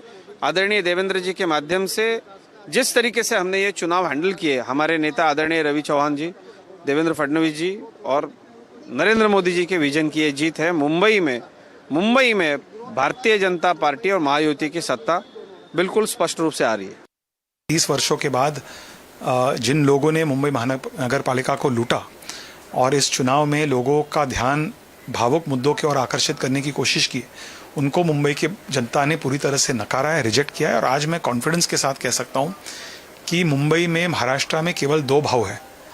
उनका नाम है देवा भाव देवेंद्र फडणवीस जी और लाडका भाव एकनाथ शिंदे जी, और उनका लास्ट नेम विकास है, और लोग विकास चाहते हैं. और उसी को एक आधार बनाकर मुंबई और महाराष्ट्र के मतदाताओं ने महायुति को एक भारी जीत दिलवाई हर क्षेत्र में. आज मैं कॉन्फिडेंस के साथ कह सकता हूं कि मुंबई और महाराष्ट्र की जनता ने तय किया है कि जो असली शिवसेना वो एकनाथ शिंदे जी के नेतृत्व में है. चुनाव में जिन्होंने पैसे बांटे उनके बारे में अड़ीक चुप क्यों है, जबकि आपके चैनलों में से बार बार पैसों की बात आ रही थी. अरे सभी बता रहे थे ना, पूरे महाराष्ट्र में कहा कौन सा ऐसा जो महानगर पालिका का क्षेत्र है जहां इन्होंने पैसे नहीं बांटे. तो ईडी क्या कर रही है, समझे ना. अब चुनाव आयोग क्या कर रहा है, तो परिणाम छोड़ो. ये अगर दुर्भाग्य है तो इन्होंने कहा एक समांतर अर्थव्यवस्था खड़ी रहेगी. आपने नोटबंदी की तो ये पैसे रोक में कैसे आते हैं. देने वाले तैयारी होते, लेकिन देने वालों के पास इतनी क्षमता कहां से आई, ये जनतंत्र को धोखा है. बड़ी रैली जब हम निकालेंगे तो माननीय मुख्यमंत्री जी को भी बिल्कुल बुलाएंगे ही. हमने 108 पिछले बार जीते थे, आज हम 107 पर पहुंच गए हैं. हमने कहा था हम 108 को क्रॉस करके 121 तक जाएंगे, 108 को हम क्रॉस कर रहे हैं, और हम प्रयासरत है कि ये आंकड़ा आगे कितना बढ़ सके. एक ऐतिहासिक आंकड़ा नागपुर शहर को भारतीय जनता पार्टी का देखने को मिले, यह हमारी अपेक्षा है. एक संक्षिप्त में जवाब चाहूँगा. बड़े बड़े नाम हैं, गडकरी हैं, देवेंद्र जी फडणवीस हैं, बावनकुले हैं, और किसको आप देंगे कि जीत का सेहरा? हमारे नेताओं के नेतृत्व में किए गए काम को ही हम जीत का सेहरा देना चाहेंगे. नेताओं का तो उसमें विशेष योगदान रहा है, लेकिन किए गए काम जो जनता की प्रत्येक समस्या को स्पर्श करते हुए हमने काम किए, उस काम के कारण हम यह श्रेय हमारे किए गए काम, और विशेषतः नागपुर की जनता को यह हम श्रेय देना चाहेंगे कि अगर उन्होंने हमारे नेताओं को पद पर नहीं बैठाया रहता तो शायद ये काम हम नहीं कर पाते थे. इसलिए यह विजय नागपुर की जनता को समर्पित है. टाइम के 6 के 6 हम 3 तो जीत गए, 3 बाकी है, वो भी अभी काउंटिंग चालू होने के बाद वो भी जीत जाएंगे हम. जो कांग्रेस की जो एक कैंडिडेट है धारावी की 183 वोट, वो भी हमारी कैंडिडेट है, कुछ टेंशन नहीं. हाँ, यहाँ पे धारावी में सिर्फ शिवसेना और कांग्रेस ही चलेगी. मनसे को कितना फायदा हुआ ये अलायंस? नहीं, मनसे को अलायंस हुआ ना, मनसे की भी आगे हो रहे, 8-10 सीट निकल रहे ना, सबको इसका फायदा हो गया. All right, a lot of jubilant BJP-Shiv Sena leaders over there, and will continue to bring you all the latest on the BMC results. Remember, Devendra Fadnavis expected at the BJP headquarters. All that and more coming up after a short break. Stay with us.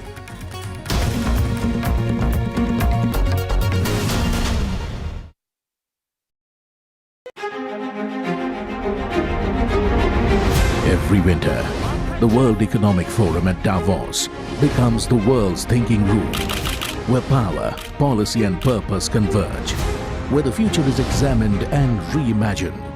In January 2026, NDTV will be at the heart of this conversation.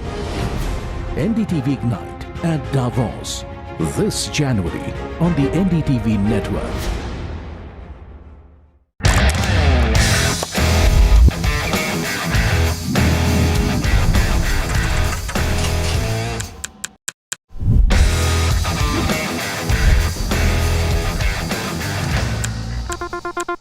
"21 days in Kashmir. People have bombarded me, friends, with requests for an unfiltered list of things I saw and observed on the ground. Very special ground report from the line of control. There were some children who've lost limbs in the shelling.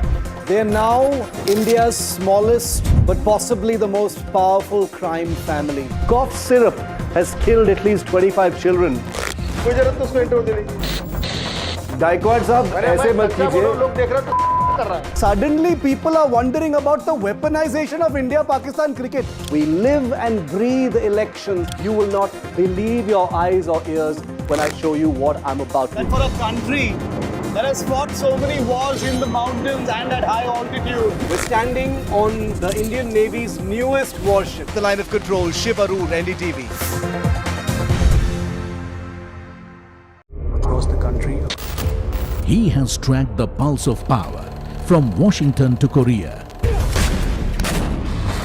Witnessed history being made in global capitals and conflict zones.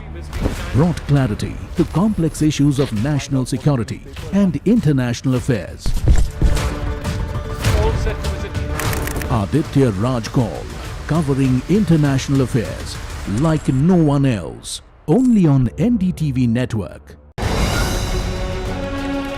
Straight from the heart of the newsroom to the core of the stories shaping your world. Join me, Gargi Raut, as I track all the developments as they break. Live from the NDTV newsroom, weekdays at 4 p.m. A very special moment for us as we announce NDTV Master Stroke, the NDTV Art Awards. NDTV presents the Master Stroke Art Awards. An odyssey of creative brilliance, where the masterpiece meets its ultimate recognition. NDTV bringing this subject forward would have a great integrity of putting it forward where people could understand the importance of art. This award that is being started, I'm sure is going to be amazing. Art for India and for Indians is an expression of our Atmanirbharta. It's actually quite a formidable jury, so I think we'll reveal a lot more as we go along. This is an amazing platform, I think, today what you're doing. Honoring the masters who define our creative landscape. Coming soon on the NDTV network.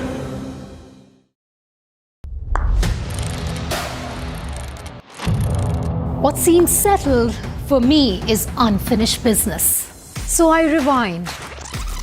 I pause, I reflect, I dig, until what's buried stands up to be counted. Breaking ground, not just headlines, the meaning behind them. This is Breaking Ground with me, Vedika Sood. I don't sugarcoat. I shoot straight and tell you stories the way they need to be told. Unfiltered, unafraid, unmissable. That's how I roll. Watch me, Priyanka Deo, on NDTV World. Namaste.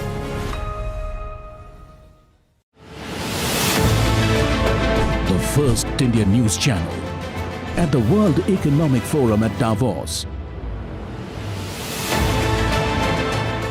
21 years at the heart of the world's most influential dialogue. Continuing to make sure that the poorest are not forgotten. Big enough, brave enough, bold enough to face the critics. We've been doing more and more improvements. We are the fastest growing amongst the major economies. Both of us are interested in these. Young girls aren't in school because they're scavenging for water for the family. We need to get out of the way and into the work of breaking open access for each and everyone. Now, India's most trusted news network returns to the Alps with its most formidable editorial voices. NDTV Ignite at Davos. other opposition parties. They argue, I conclude. They deflect, I drill down.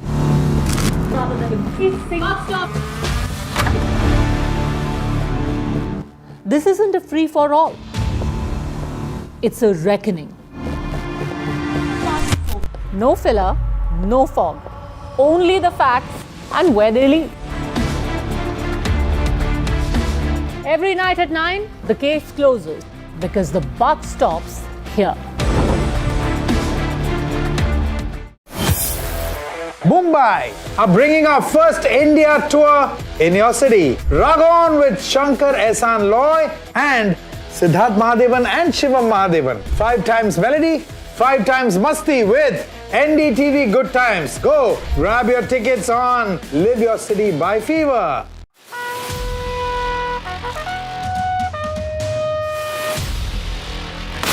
Watch Jai Jawan with me this public day only on NDTV.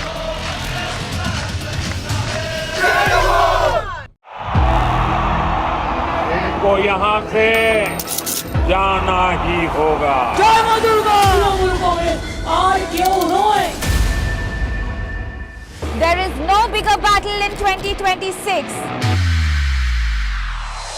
And nobody has reported Bengal like I have. Buckle up for an unforgettable election thriller. Will the BJP breach Mamta's fortress? BMC जावे, BJP आसमे. Can Didi fight off her life's biggest challenge? BJP double engine সরকার এই লড়াই বাঁচতে হবে।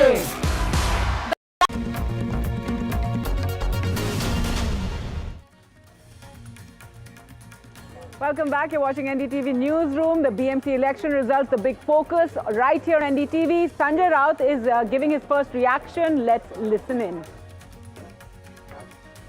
ये आने के लिए रात के 12 बजेंगे, रात को 12 बजे। जो आंकड़े सामने आ रहे हैं वो झूठे हैं। अभी भी लगभग 100 प्रभागों का मतगणना शुरू नहीं हो गई। रिएक्शन देने का अब तक समय आया नहीं है। मुंबई में मतगणना जिस तरह से शुरू है, पूरे निर्णय नतीजे आने के लिए रात के 12 बजेंगे।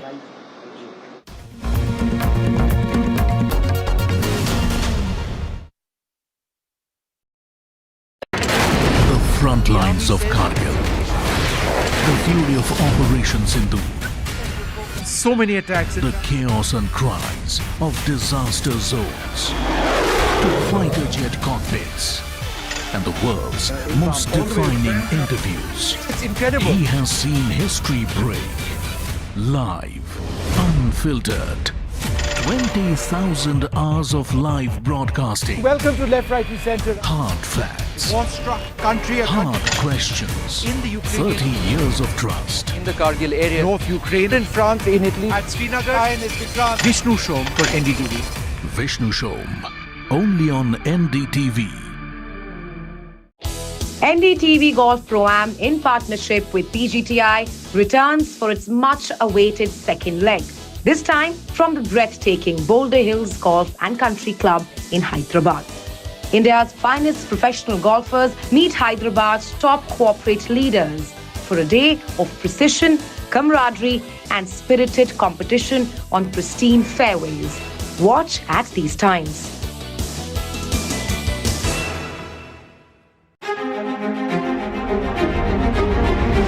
Every winter, the World Economic Forum at Davos becomes the world's thinking room, where power, policy and purpose converge, where the future is examined and reimagined. In January 2026, NDTV will be at the heart of this conversation. NDTV Ignite at Davos, this January on the NDTV network.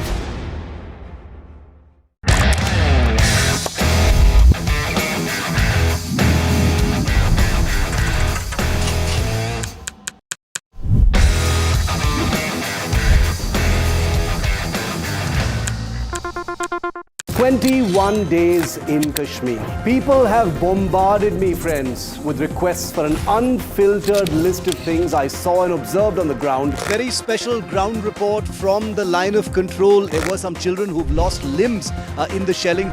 They are now India's smallest but possibly the most powerful crime family. Cough syrup has killed at least 25 children. Gaikwad sahab, aise mat kijiye. Suddenly people are wondering about the weaponization of India-Pakistan cricket. We live and breathe elections. You will not believe your eyes or ears when I show you what I'm about to do. And for a country that has fought so many wars in the mountains and at high altitude, we're standing on the Indian Navy's newest warship, the line of control, Shiv NDTV.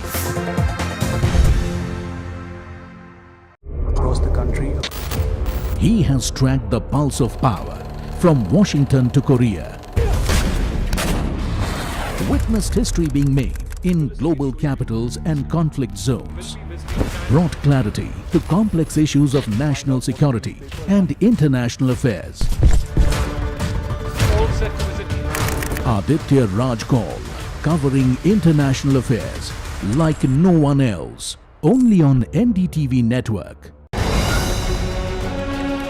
Straight from the heart of the newsroom to the core of the stories shaping your world.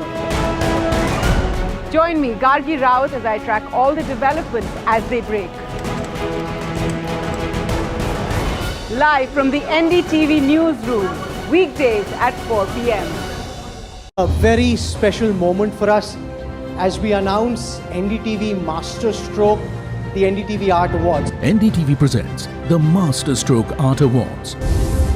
An odyssey of creative brilliance, where the masterpiece meets its ultimate recognition. NDTV bringing this subject forward would have a great integrity of putting it forward where people could understand the importance of art. This award that is being started, I'm sure is going to be amazing. Art for India and for Indians is an expression of our Atmanirbharta. It's actually quite a formidable jury, so I think we'll reveal a lot more as we go along. This is an amazing platform, I think, today what you're doing. Honoring the masters who define our creative landscape. Coming soon on the NDTV network.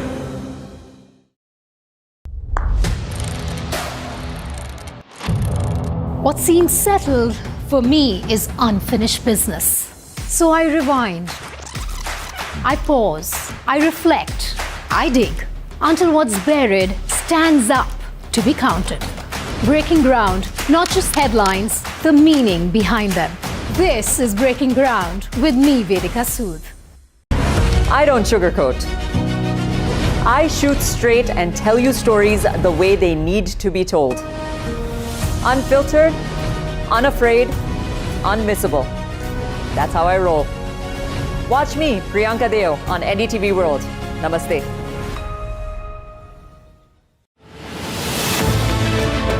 The first Indian news channel at the World Economic Forum at Davos. 21 years at the heart of the world's most influential dialogue. Continuing to make sure that the poorest are not forgotten. Big enough, brave enough, bold enough to face the critics. We've been doing more and more improvements. We are the fastest growing amongst the major economies. Both of us are interested in these. Young girls aren't in school because they're scavenging for water for the family. We need to get out of the way and into the work of breaking open access for each and everyone. Now, India's most trusted news network returns to the Alps with its most formidable editorial voices. NDTV Ignite at Davos. Other opposition parties. They argue, I conclude. They deflect, I drill down.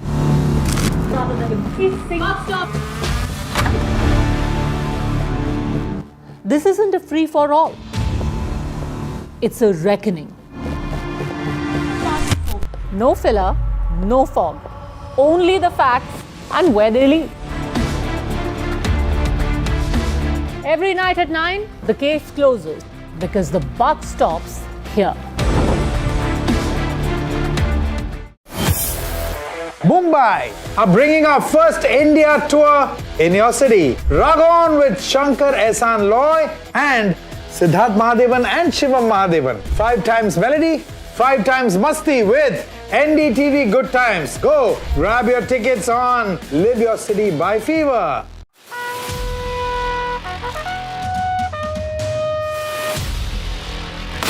Watch Jai Jawan with me this public day only on NDTV.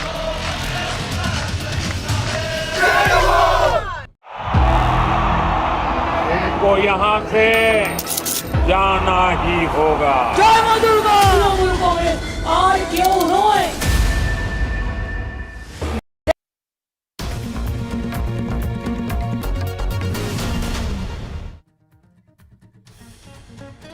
Welcome back. You're watching NDTV Newsroom. And now a bit of international news that's interesting. US President Donald Trump finally has a Nobel Peace Prize, though he doesn't have it officially. It was given to him by Venezuelan opposition leader Maria Corina Machado. It was, she came to the White House and gave it to Donald Trump, though the Nobel Committee has made it clear that this is not transferable. He can have it physically, but it doesn't mean that he will be officially known as the Nobel laureate. Well, that is, one of the big visuals that is being beamed across the world right now.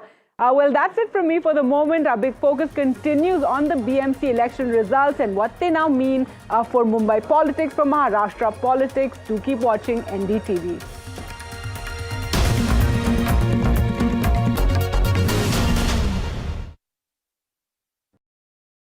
The front lines of Kargil.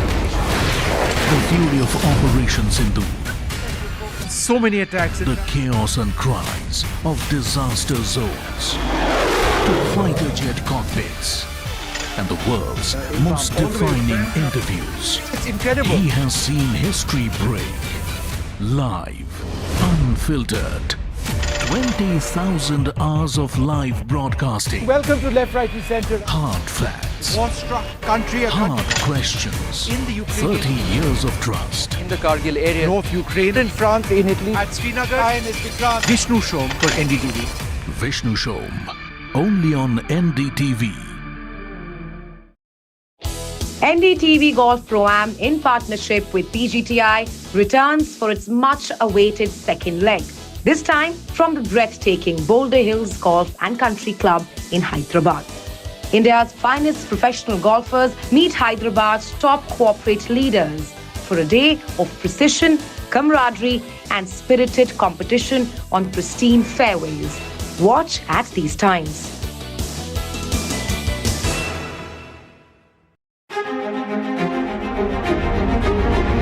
Every winter, the World Economic Forum at Davos becomes the world's thinking room, where power, policy and purpose converge, where the future is examined and reimagined. In January 2026, NDTV will be at the heart of this conversation. NDTV Ignite at Davos, this January on the NDTV network.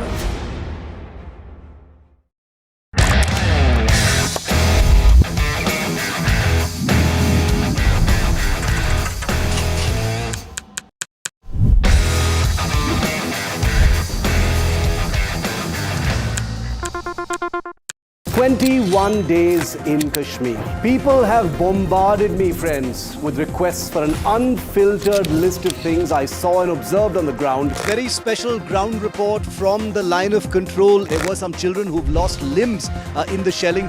They're now India's smallest, but possibly the most powerful crime family. Cough syrup has killed at least 25 children. Gaikwad sahab, ऐसे मत कीजिए. Suddenly people are wondering about the weaponization of India-Pakistan cricket. We live and breathe elections. You will not believe your eyes or ears when I show you what I'm about to do. And for a country that has fought so many wars in the mountains and at high altitude. We're standing on the Indian Navy's newest warship, the line of control, Shiv Arun, NDTV. Across the country, he has tracked the pulse of power from Washington to Korea. Witnessed history being made in global capitals and conflict zones. brought clarity to complex issues of national security and international affairs. Aditya Raj Kaul, covering international affairs like no one else, only on NDTV network. Straight from the heart of the newsroom to the core of the stories shaping your world. Join me, Gargi Raut, as I track all the developments as they break. Live from the NDTV newsroom, weekdays at 4 p.m.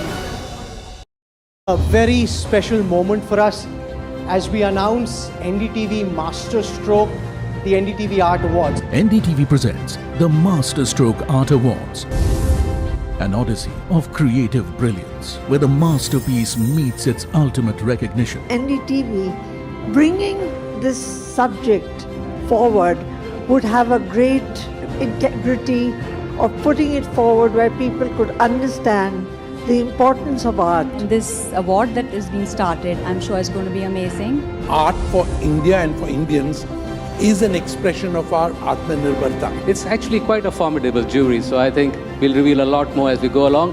This is an amazing platform, I think, today what you're doing. Honoring the masters who define our creative landscape. Coming soon on the NDTV network.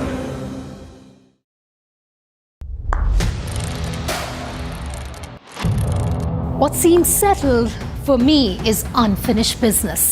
So I rewind. I pause, I reflect, I dig until what's buried stands up to be counted. Breaking ground, not just headlines, the meaning behind them. This is Breaking Ground with me, Vedika Sood. I don't sugarcoat. I shoot straight and tell you stories the way they need to be told. Unfiltered, unafraid, unmissable. That's how I roll. Watch me, Priyanka Deo, on NDTV World. Namaste.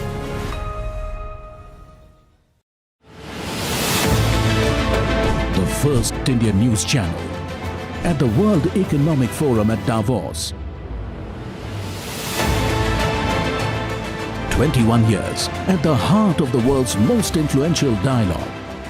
Continuing to make sure that the poorest are not forgotten. Big enough, brave enough, bold enough to face the critics. We've been doing more and more improvements. We are the fastest growing amongst the major economies. Both of us are interested in these. Young girls aren't in school because they're scavenging for water for the family. We need to get out of the way and into the work of breaking open access for each and everyone.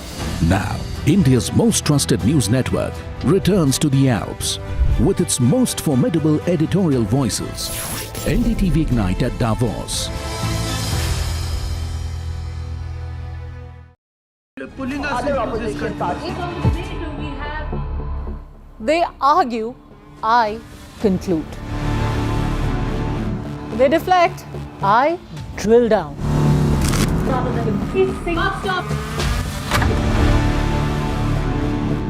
This isn't a free-for-all. It's a reckoning. No filler, no fog.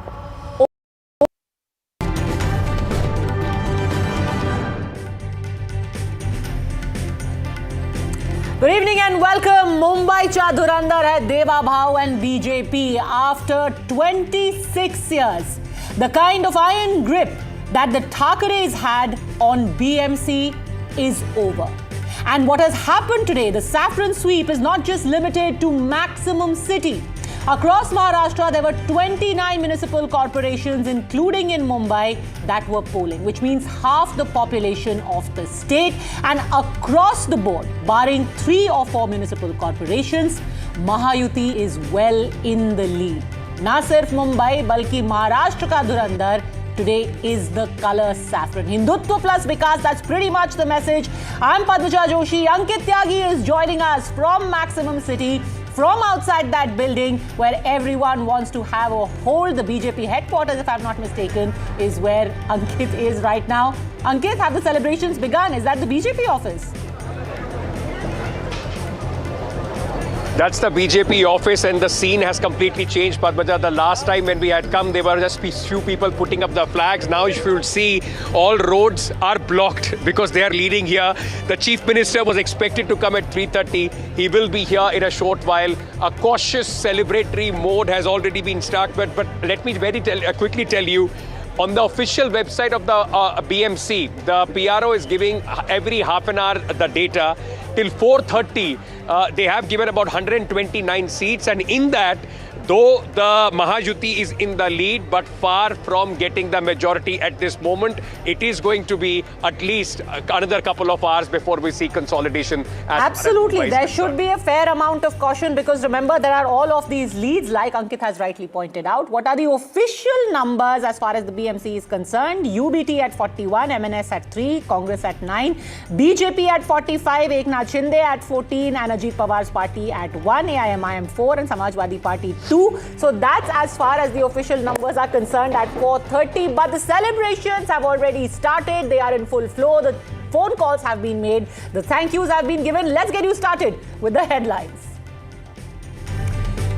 BJP-led Mahajuti takes a massive lead in high stakes BMC election in Mumbai. Thackerays lose their grip, face an existential crisis. Devendra Fadnavis speaks with state BJP President Ravindra Chavan, congratulates party workers. माननीय अध्यक्ष महोदय रवींद्र चव्हाण साहेब, अभिनंदन तुमचं फार फार. तुमच्या नेतृत्वामध्ये संपूर्ण महाराष्ट्रात मिळालेला जो विजय आहे.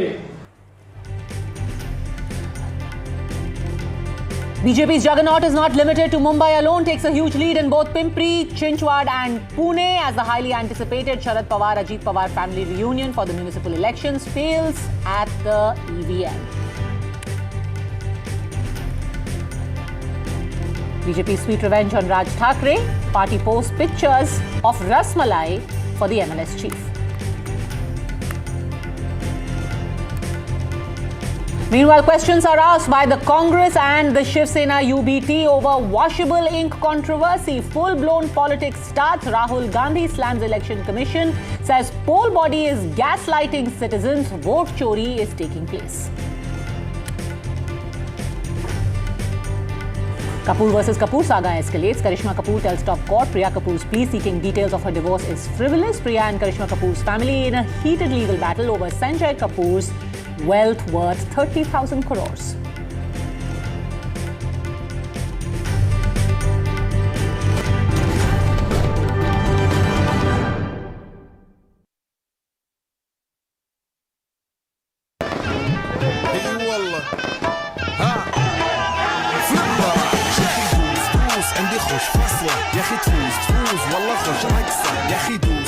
عندي خوش فصلة يا أخي تفوز والله خوش رقصة عندي لك رقصة قوية يا الحبيب اسمها الصبوحة خطبها نصيب مد يدك جدا بالتاي أقول سوي رقصة هلو goodbye زيد لي شكر وايد. It was bhai plus bhai for the BMC elections, but bhau proved to be far too much of a match for both of them. Uddhav Thackeray, Raj Thackeray coming together, and yet Deva Bhau is the one who seems to have prevailed. The BJP-led alliance is leading in over 100 seats in the contest for Mumbai to finally be able to install their mayor. Could history be made? Will BJP get its first ever mayor in Mumbai at the head of the BMC? Remember, if the BJP wins with a large majority and appoints a mayor from their party, this will be a historic first. The Mumbai Civic body has always been a Thackeray bastion. 26 years unbroken. It has been the Thackeраys at the head. BJP workers already celebrating across Mumbai in anticipation of the final results. First time in 26 years, Thackeраys are going to lose their hold over the cash-rich civic body. It's the richest in the country, budget of over 70,000 crores.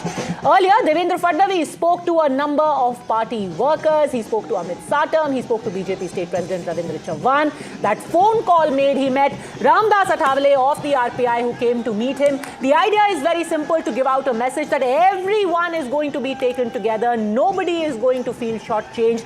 Although this entire campaign rode on the shoulders of Devendra Fadnavis, but it is the election machinery, that formula of Hindutva plus Vikas, that is going to be front and center of the BJP's politics from all looks of it from now on.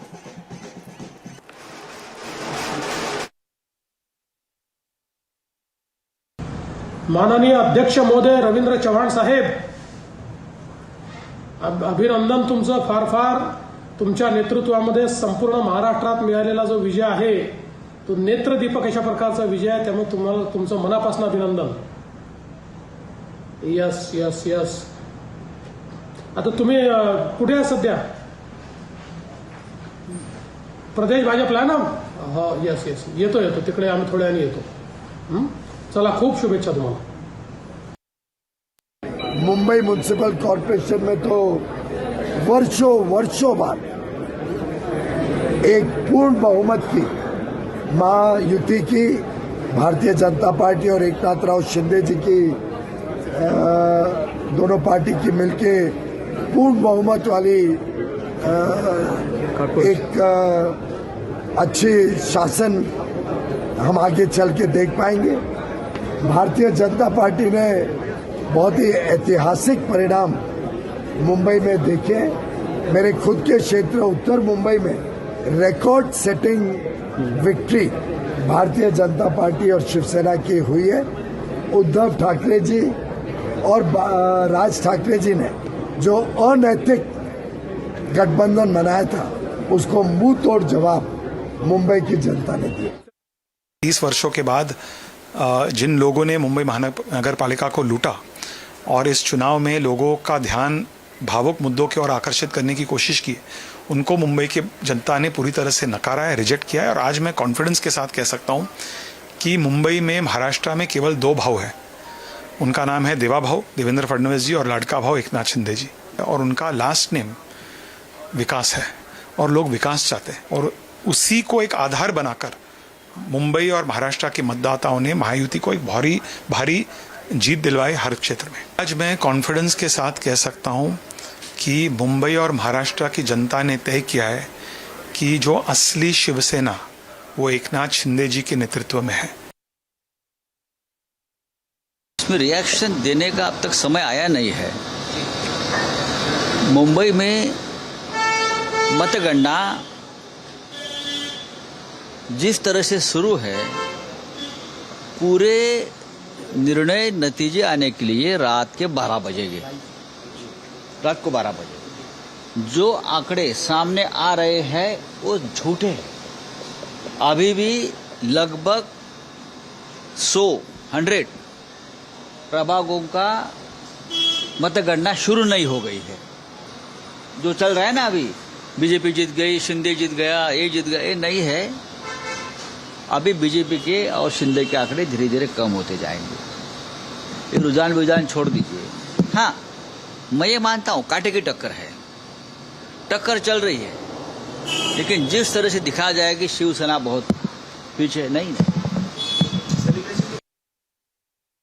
चुनाव में जिन्होंने पैसे बांटे उनके बारे में एड़ी चुप क्यों है, जबकि आपके चैनलों में से बार बार पैसों की बात आ रही थी. अरे सभी बता रहे थे ना, पूरे महाराष्ट्र में कहा कौन सा ऐसा जो महानगर पालिका का क्षेत्र है जहाँ इन्होंने पैसे नहीं बांटे. तो ईडी क्या कर. And joining us on NDTV, Deputy Chief Minister of Maharashtra, Mr. Eknath Shinde. Shinde साहब, बहुत बहुत आपका धन्यवाद हमसे बात करने के लिए. आपकी पहली प्रतिक्रिया क्या है? आप खुश हैं इन आंकड़ों से या इससे थोड़ा ज्यादा की उम्मीद थी?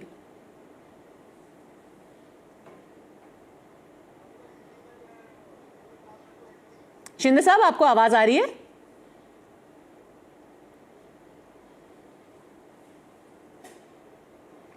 सर, आपको आवाज आ रही है?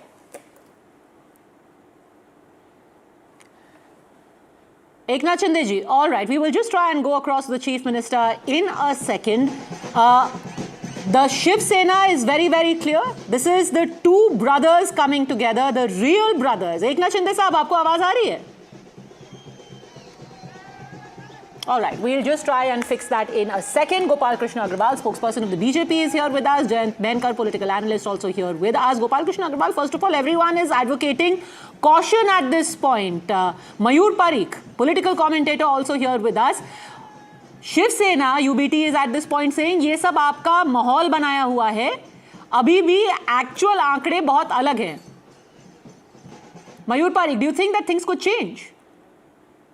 Well, I really do not. No. I don't think so now. I don't think so, because at every booth now, the results are now like at very advanced stage. The thing is that more than 7 to 8 rounds have already happened. More than around 100 seats results are been declared, and wherever the elections are results are declared, clearly BJP and Alliance is leading. So now, if they are claiming that the result will change, is not possible. I really think that the prediction the trends which we can see on the screen now will be the final results.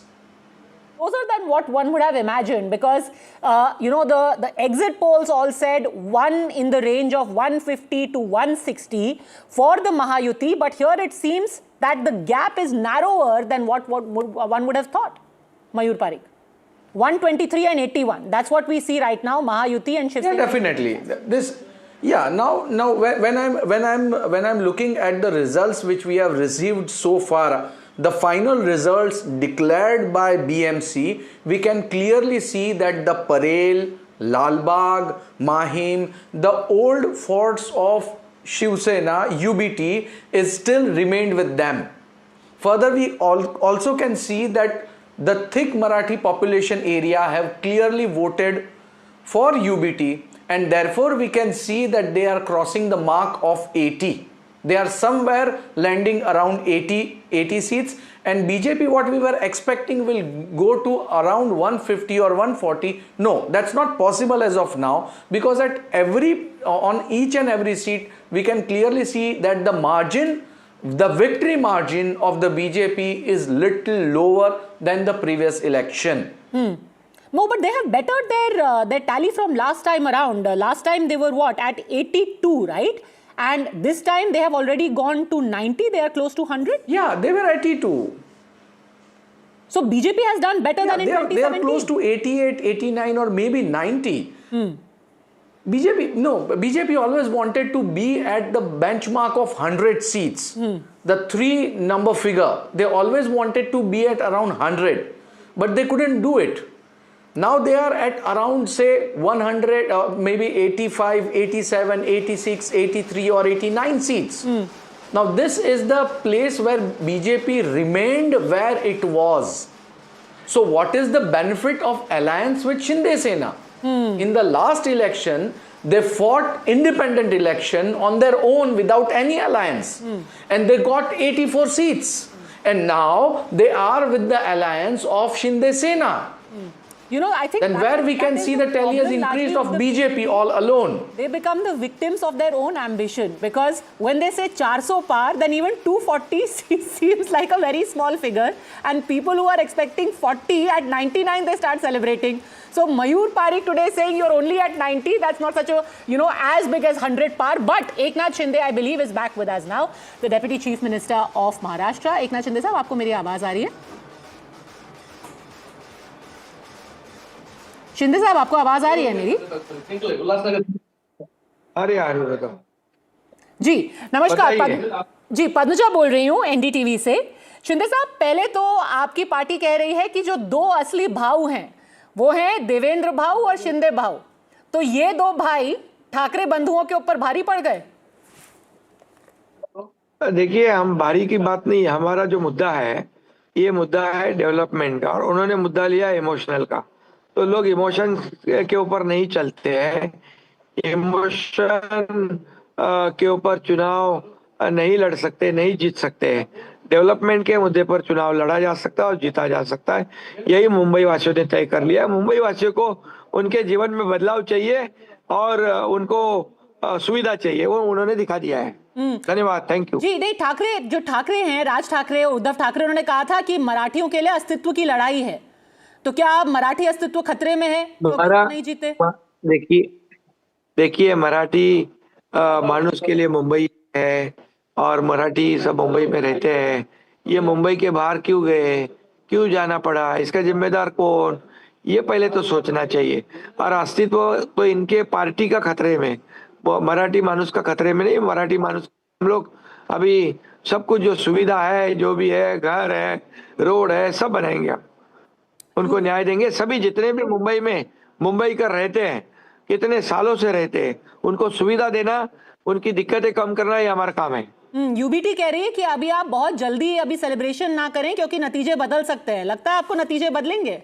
Alright, we seem to have lost the link with him. We'll try and get the deputy CM back. Rohit Chandavarkar, a very brief interaction there with the Deputy CM, but I want to take that same point. Will the BJP be disappointed that they are not past 100 mark?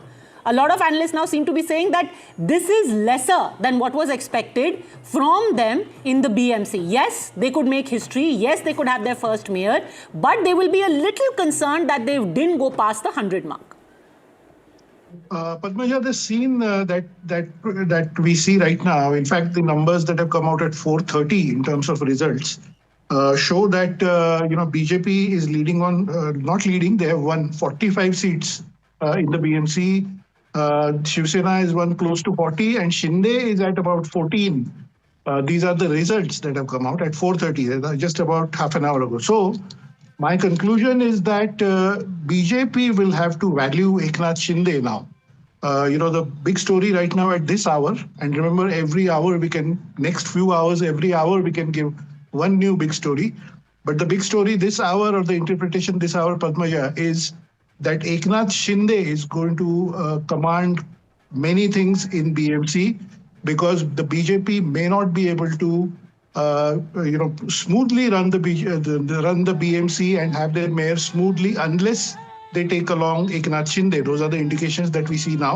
So the big story, I mean, because you spoke with Eknath Shinde just 2 minutes ago, I'm saying that you've spoken to the right person. He's going to call many shots, and he's going to hold the key, and BJP will have to give him proper and good respect. That is the latest update. They will need to take Eknath Shinde along to have that majority in the BMC. But isn't Eknath Shinde's own party's performance a little below expectation? Yes. You are right.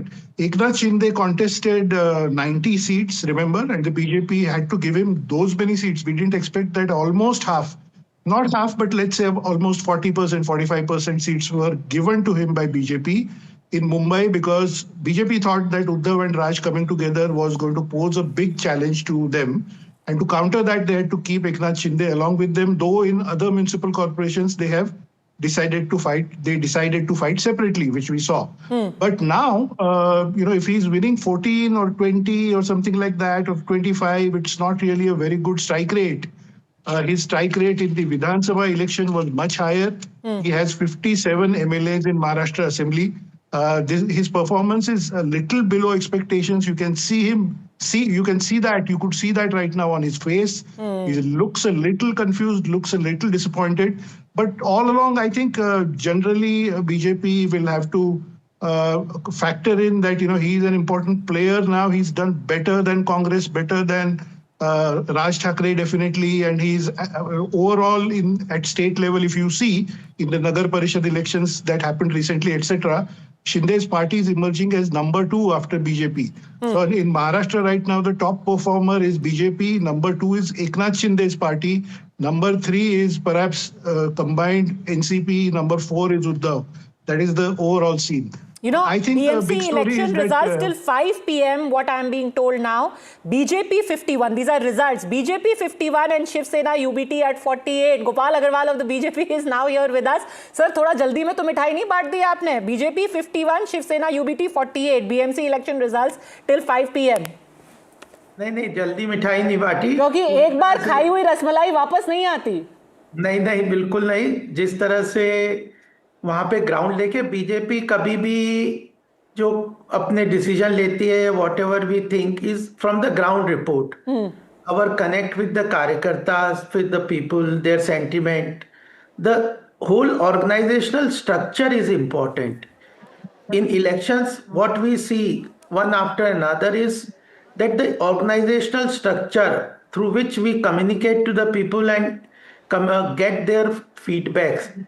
That is the reason that this confidence comes, and that is the reason that this winning streak is continuing. How we communicate to the people, how our workers work at the ground level, and how the elections are at the date of elections, how they are. Okay, so you are confident all of these trends are going to hold and you are going to be more comfortable, Ankit? You know, yes, yes. Padmaja, what you are saying, in fact, let me show you very quickly at this moment. This also, like the caution that we are talking about, till 5 p.m. the numbers that you were talking about, 51 for the BJP and for Shiv Sena, that's Mr. Shinde's party, 14. So that takes you to 65, which is playing 48 of the Shiv Sena, Uddhav Thackeray, and 6 of the MNS, that is 54. If you add Congress to it, it's a tight contest, but let's not forget 93 are still left. So that can change the entire picture at this moment, and that is why, despite whatever the BJP does and how, you know, they from 82, if they go up to 90, 95, they're still short of that 100. I think that is where Eknath Shinde would still, despite whatever he performs, would still be in a position to command or demand the kind of, you know, the position that he's. I want to very quickly show you. I think the preparations are now on for the Chief Minister of Maharashtra to reach here. Suddenly the police has become very, very active. There are some ambulances which have been parked, and people have been told to clear the passageway from where the Chief Minister would be going inside this office. All these dole and the band which was sitting here chilling, waiting for a signal to be given to them, suddenly they have also become active on the other end. So in just a short while from now, the announcement has just been made that the Chief Minister has left his official residence, Varsha, and he's on his way to the BJP headquarters. So one thing is very, very clear. Devendra Fadnavis, people have been waiting here for him from 3:30. If he has left now, he has only left after he's absolutely sure that there is not going to be any hope that Mr. Sanjay Raut has kept of a surprise or, you know, some sort of an upset. He's on his way to the BJP office, and then the celebrations will begin here. A lot of people, senior leaders with flowers and the bouquets have also started coming here, and the music, as I was talking to you, has already started. The party here at the BJP office has begun. The only wait is for the Chief Minister, Deva Bhau, to come here and start the proceedings, take the center stage. That is going to be the stage where he will be standing. You can see Pankaja Munde already there on the stage talking to a few BJP leaders. Kirit Somaya has just also come in. So the BJP state president and the Chief Minister are coming together at this moment to this very office as the celebrations here for the BJP and the BJP headquarters have begun. I'll just take a moment, take my position so that I can give you those visuals live. But I can show you that the police is totally active. In just a moment, we have been told in 5 to 6 minutes, his convoy is going to stop here. In fact, I can already see the advanced vehicles, the pilot vehicles already have started coming in, and the Chief Minister coming to the party office of the BJP is confirmation enough that they are pretty confident of the numbers that they are going to pull through, and that is going to give BJP the very first mayor in the Mumbai Municipal Corporation. So while the results may in fact solidify, the last results may come late in the night, but that is not going to deter the BJP from any celebrations. They are confident that this is the moment, and the Chief Minister, as soon as he arrives here, there is going to be, of course, a big party at the BJP headquarters as we speak, from this headquarters of the BJP in Mumbai, close to the Nariman point. A lot of BJP workers, those who wanted to come here, have been told to wait so that the Chief Minister can come. I just want to turn around. There are people with those posters. Mumbai ka agla mayor is going to be a Marathi, but before that, Hindu has prominently been, in fact, put on those posters. Let me show you that. That poster says Mumbai Mahapur Hindu Marathi. that was the whole campaign that the BJP ran. So along with the Marathi pride, the Asmita, the BJP's plank was also Hindutva, and that seems to have paid off at least for the Bharatiya Janata Party. Interestingly, without Eknath, all right, I can see, I think the convoy of the Chief Minister pulling in at this moment. You will, and just behind this BMC vehicle is the convoy. We'll just wait Minister's convoy. as soon as the Chief Minister comes out. The moment. That's the Chief Minister's convoy. So that's the Chief Minister. Chief Minister, in fact, reaching here at the BJP office. All right, I've just been told the BJP state president has arrived, and after this, the Chief Minister will also be coming here in just a moment from now. His convoy has already left his official bungalow, Varsha. A lot of noise, a lot of enthusiasm. Yeah, Ravindra Chavan earlier. Devendra Fadnavis made a phone call to Ravindra Chavan, met Amit Satam, the BJP president, in Mumbai. Sweets have been exchanged. So just in case anyone thought there was a last-minute hiccup, there was any nervousness, there was any massive change that's going to happen, Jayant Menkar, this can be taken as a sure shot proof. The Chief Minister is on his way. The music has started. So at least they are confident that BJP and the Mahayuti are sweeping not just the BMC, but Maharashtra. Patake.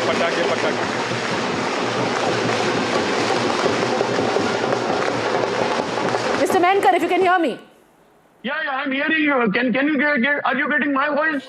Yes, sir. Now I'm getting your voice. Go on. Music has started. Yeah. So BJP is confident. Just in case you thought last minute some uthal-puthal is going to happen.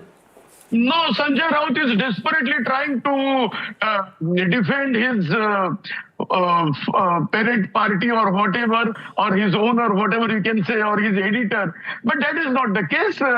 It's a fact that BJP has won clearly. Mr. Menkar, you have also changed your tune. Earlier, so you were also sounding like Sanjay Raut. Now suddenly you have changed tack. If I'm saying the fact that BJP has won clearly, does it mean that I have changed? I'm giving the fact. But when it will come to Hindu and Marathi, I will again go back to same issue, same Zohran Mamdani and same Sadiq Khan issue, and will say this statement was wrong. Can I complete? Yes, but I mean, the Mumbai voter has spoken. So essentially you are saying that communalization or polarization has worked and the Mumbai voter is a communal one. They have decided to vote. They have decided to vote as Hindus, more than just voting as a Marathi Manus. They have given preference to their Hindu identity with a fair sprinkling of progress. But when constitutionally, legally giving this communal call, that too by the Chief Minister, when he's saying him, when he is using the word, okay, if Uddhav Thackeray would be there would be Khan as a mayor. Does it mean that 20 to 25% population of this Mumbai city will not at all eligible for the mayorship? Because I think we will have a lot of time to keep dissecting that particular argument, and it's been heard ad nauseum during the election campaign as well. Let me cut back actually to Ankit, because that's where the action has now shifted to the BJP office in Mumbai, and the fireworks are off, I believe. Absolutely. In fact, they've been waiting, Padmaja, for those fireworks. All that has started. The BJP state president is here. And what I can tell you is that the anticipation is for Devendra Fadnavis. There are some smaller allies. Their Karyakartas are you will see now suddenly a lot of saffron flags. The BJP flags also are being brought out. What it means for the BJP and for Devendra Fadnavis is massive political capital.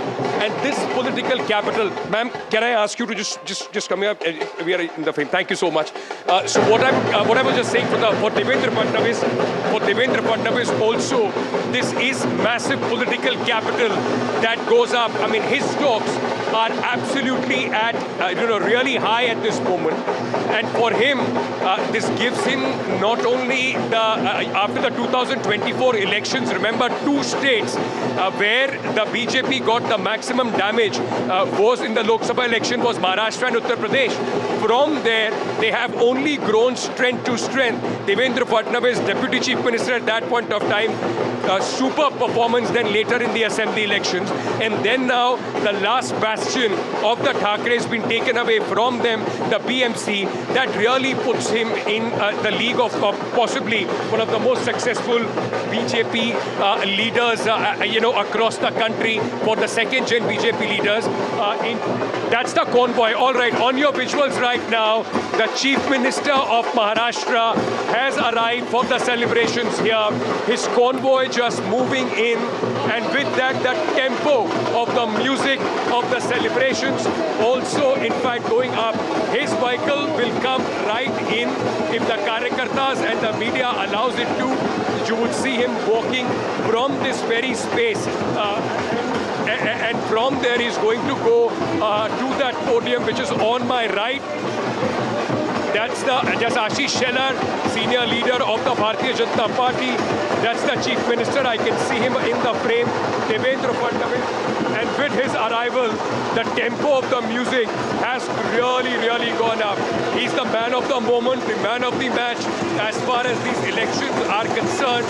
With the state president of the BJP, the Chief Minister arrives to this massive frenzy of the supporters and fans, and all of them extremely ecstatic. BJP has been able to do something that they have been planning, thinking, hoping for so many years. The BMC election and the seat of the mayor, which the Shiv Sena always thought that is, something that they ruled for 26 years, has now finally gone to the Bharatiya Janata Party. The Chief Minister of Maharashtra being felicitated there. Sound of massive music, drums and the firecrackers here in Mumbai. I'm sure my voice has completely been drowned in the noise and the celebrations which are taking place at this moment. But that's the leadership of the Bharatiya Janata Party, the Chief Minister, along with his top leadership of the state. With the victory sign, I can see Pankaja Munde there as well, Ashish Shelar, all of them waving towards the Karyakartas. It's the dream of Bharatiya Janata Party Karyakartas to have the BMC mayor, and that is being fulfilled under the leadership of Chief Minister Devendra Fadnavis. Padmaja, I'm barely able to hear myself. I'll just hand it back to you as these visuals play out on the screens. Thanks very much. And yes, I can imagine what an effort it's going to be, because with all of that dhol playing and all of the firecrackers going off, sometimes it's even difficult to hear yourself think. Rohit Chandavarkar, the results are going up and down, but if there were like 3 main things you would take away from today's trends, I will not call them results right away, they are still trends. According to the results, you still have the BJP as the single largest party, and that in itself, BJP single largest party in Mumbai, making inroads in places like Nagpur, in Pune, having a handsome performance over there. Why is it that the BJP is everywhere, as Pradeep Gupta put it earlier? Yeah, first let me give you, the picture, the news point or the picture or the story that I see as I see it now. See, you're looking at Devendra Fadnavis and Ravindra Chauhan, right? And Ashish Shelar and others. Devendra Fadnavis is the Chief Minister of Maharashtra. He's offering sweets to Ravindra Chauhan, who's the state president of BJP, Pradesh Adhyaksha, Maharashtra Party Chief. The celebration that is happening, Padmaja, right now is happening at the Maharashtra state headquarters of BJP at Nariman Point. There are 2 headquarters in Mumbai. One is Maharashtra state headquarters, where you see Devendra Fadnavis, Pankaja Munde and others right now. Second is Vasant Smriti at Dadar, which is the Mumbai city headquarters. Please remember and please note, interesting analysis, that Devendra Fadnavis has not yet gone to Vasant Smriti, the Mumbai headquarters of BJP. He has not spoken on phone with Amit Satam, the Mumbai president of BJP, in front of cameras. But he spoke a while ago with Ravindra Chauhan on camera, on phone, and asked Ravindra Chavan where Amit Satam he was is there and with asked him on him to stage reach right at now. Nariman Point office. Amit Satam Which is means, no. I'm saying, just let me conclude. So the conclusion here is the BJP right now, just look at this picture. The BJP right now is accepting that they have almost swept the state level municipal corporations. Out of the 29 corporations, they are thinking right now that they might win 23, 24, which is a great victory, which is a sweep. But when it comes to Mumbai, they're clearly giving us an indication that in Mumbai, the fight is still on. That's the reason, Ravindra Chavan is being felicitated, victory is being announced, celebration is happening at the state headquarters. But it might happen at Mumbai city headquarters later, where Amit Satam is the in charge. You might see Amit Satam here. But, Devendra Fadnavis made it a point to speak to Ravindra Chavan and congratulate him on phone in front of media cameras and asked him to reach here. So the story right now is, the conclusion that I'm drawing right now is, which is important, is that the BJP is celebrating its state. Bharatiya Janata पार्टीचा आज खरं तर आम्हा सर्व भारतीय जनता पार्टीच्या कार्यकर्त्यांसाठी अत्यंत आनंदाचा दिवस आहे. गेली वर्षानुवर्ष भारतीय जनता पार्टीच्या प्रत्येक कार्यकर्त्यांनी जे स्वप्न कार्यकर्ता म्हणून पाहिलं की येणाऱ्या प्रत्येक निवडणुकीमध्ये यशाच्या दिशेने पार्टी नेण्याच्या दृष्टिकोनातून Thanking every Karyakarta. I want to make a quick intervention to what Rohit Chandavarkar was saying earlier. Rohit, Chief Minister also made a call to Amit Satam. I think there is one phone call where he has also spoken to Amit Satam. This is just to add what you were analyzing earlier. Okay. So maybe the BJP thinks that, maybe the BJP thinks, and they might be right in that, they think that, the BJP plus Shinde will outnumber Uddhav plus Raj, which is what my guess is. The BJP is going to have larger number in the BMC compared to Raj and Uddhav, but they will have to take Shinde along. But in that case, then it's a win-win for the BJP. No offense, they will never admit it publicly. BJP plus Shinde will be a bigger number than Uddhav and Raj. That I can, predict. So BJP will finally install their mayor in BMC. There is no doubt about that. They will have the first BJP mayor for Mumbai, which will be a historic thing in the last so many decades. But they are being a little cautious about it. I think they are not yet celebrating Mumbai city victory. They are celebrating the Maharashtra state level victory because they have swept Nagpur. They have done very well in Pune. They have done excellently in Pimpri Chinchwad. They have also won Nashik, which happens to be Raj Thackeray's bastion to some extent, because Raj Thackeray's MNS won there in the 2012 elections and ruled Nashik Municipal Corporation for 5 years till 2017. But the MNS has not really done very well either in Mumbai or in Nashik or any other city. Obviously, BJP in jubilant mood right now. Let's see how it goes from here, because counting is still on. In fact, that phone call did happen. He called up Amit Satam and said, excellent performance, no reason to worry at all. You've done fantastically well. Many congratulations to you. Excellent. Let us hope for the best. So that's what, although, while everyone is advising caution, it's because earlier it was said that Devendra Fadnavis is going to go and address the party workers at around 4 p.m. Now, eventually has come there only at 5:30. So everyone is treading with caution, wondering whether there are some signals from Mumbai that the BJP, that the CM is picking up, which is why they don't want to go all out just as yet. But well, there they are at the Maharashtra headquarters of the party in Mumbai, haven't gone to the Mumbai office just as yet, as Rohit Chandavarkar was pointing out. But Mayur Parikh, the fact still remains that they have gone where earlier no one thought possible. This is not just limited to Mumbai alone, where they have unseated the Thackerays. They have also gone into the fortresses of Raj Thackeray, of Uddhav Thackeray, and of the Pawars. Yeah, this is a very significant political movement at present in Mumbai. The last voice who claimed that they can stop the financial capital of India is over. I really don't think they ever will now dare to do so. Rather, even if in future at any stage, if at all they come to the power, they will never be doing the notorious kind of a act again. The simple point is that Mumbai have seen several such organizations and elements in the past who claim that they can stop the financial city of India.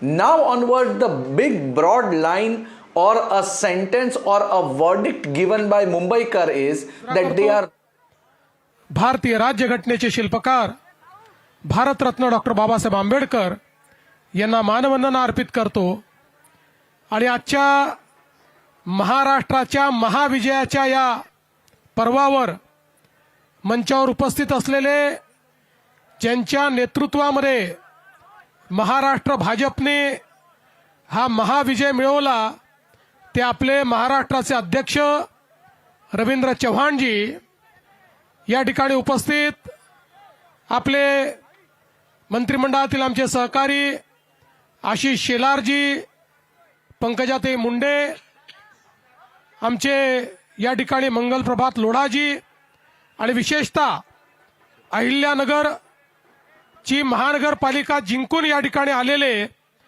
आमचे विखे पाटील साहेब, या ठिकाणी आपले मुंबईचे यशस्वी अध्यक्ष अमित साटमजी, त्याचप्रमाणे किरीट सोमय्याजी, या ठिकाणी उपस्थित असलेले प्रसाद लाडजी, चित्राताई, सर्वच आपले मान्यवर, अनेक मान्यवर आहेत, त्यामुळे सगळ्यांचे नावं या ठिकाणी घेत नाही.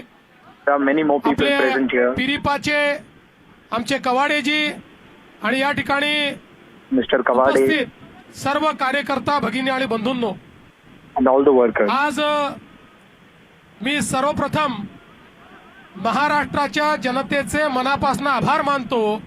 Today I thank the people of Maharashtra from the bottom of my heart that in the municipal corporation election, party आणि महायुतीला the BJP and the Mahayuti has been given a Maha victory, and in one way we have broken all the records here. 29 पैकी out of 29, महानगरपालिकामध्ये 25 municipal corporations महायुतीची सत्ता have seen the victory येते आहे of Mahayuti or the विशेषतः BJP.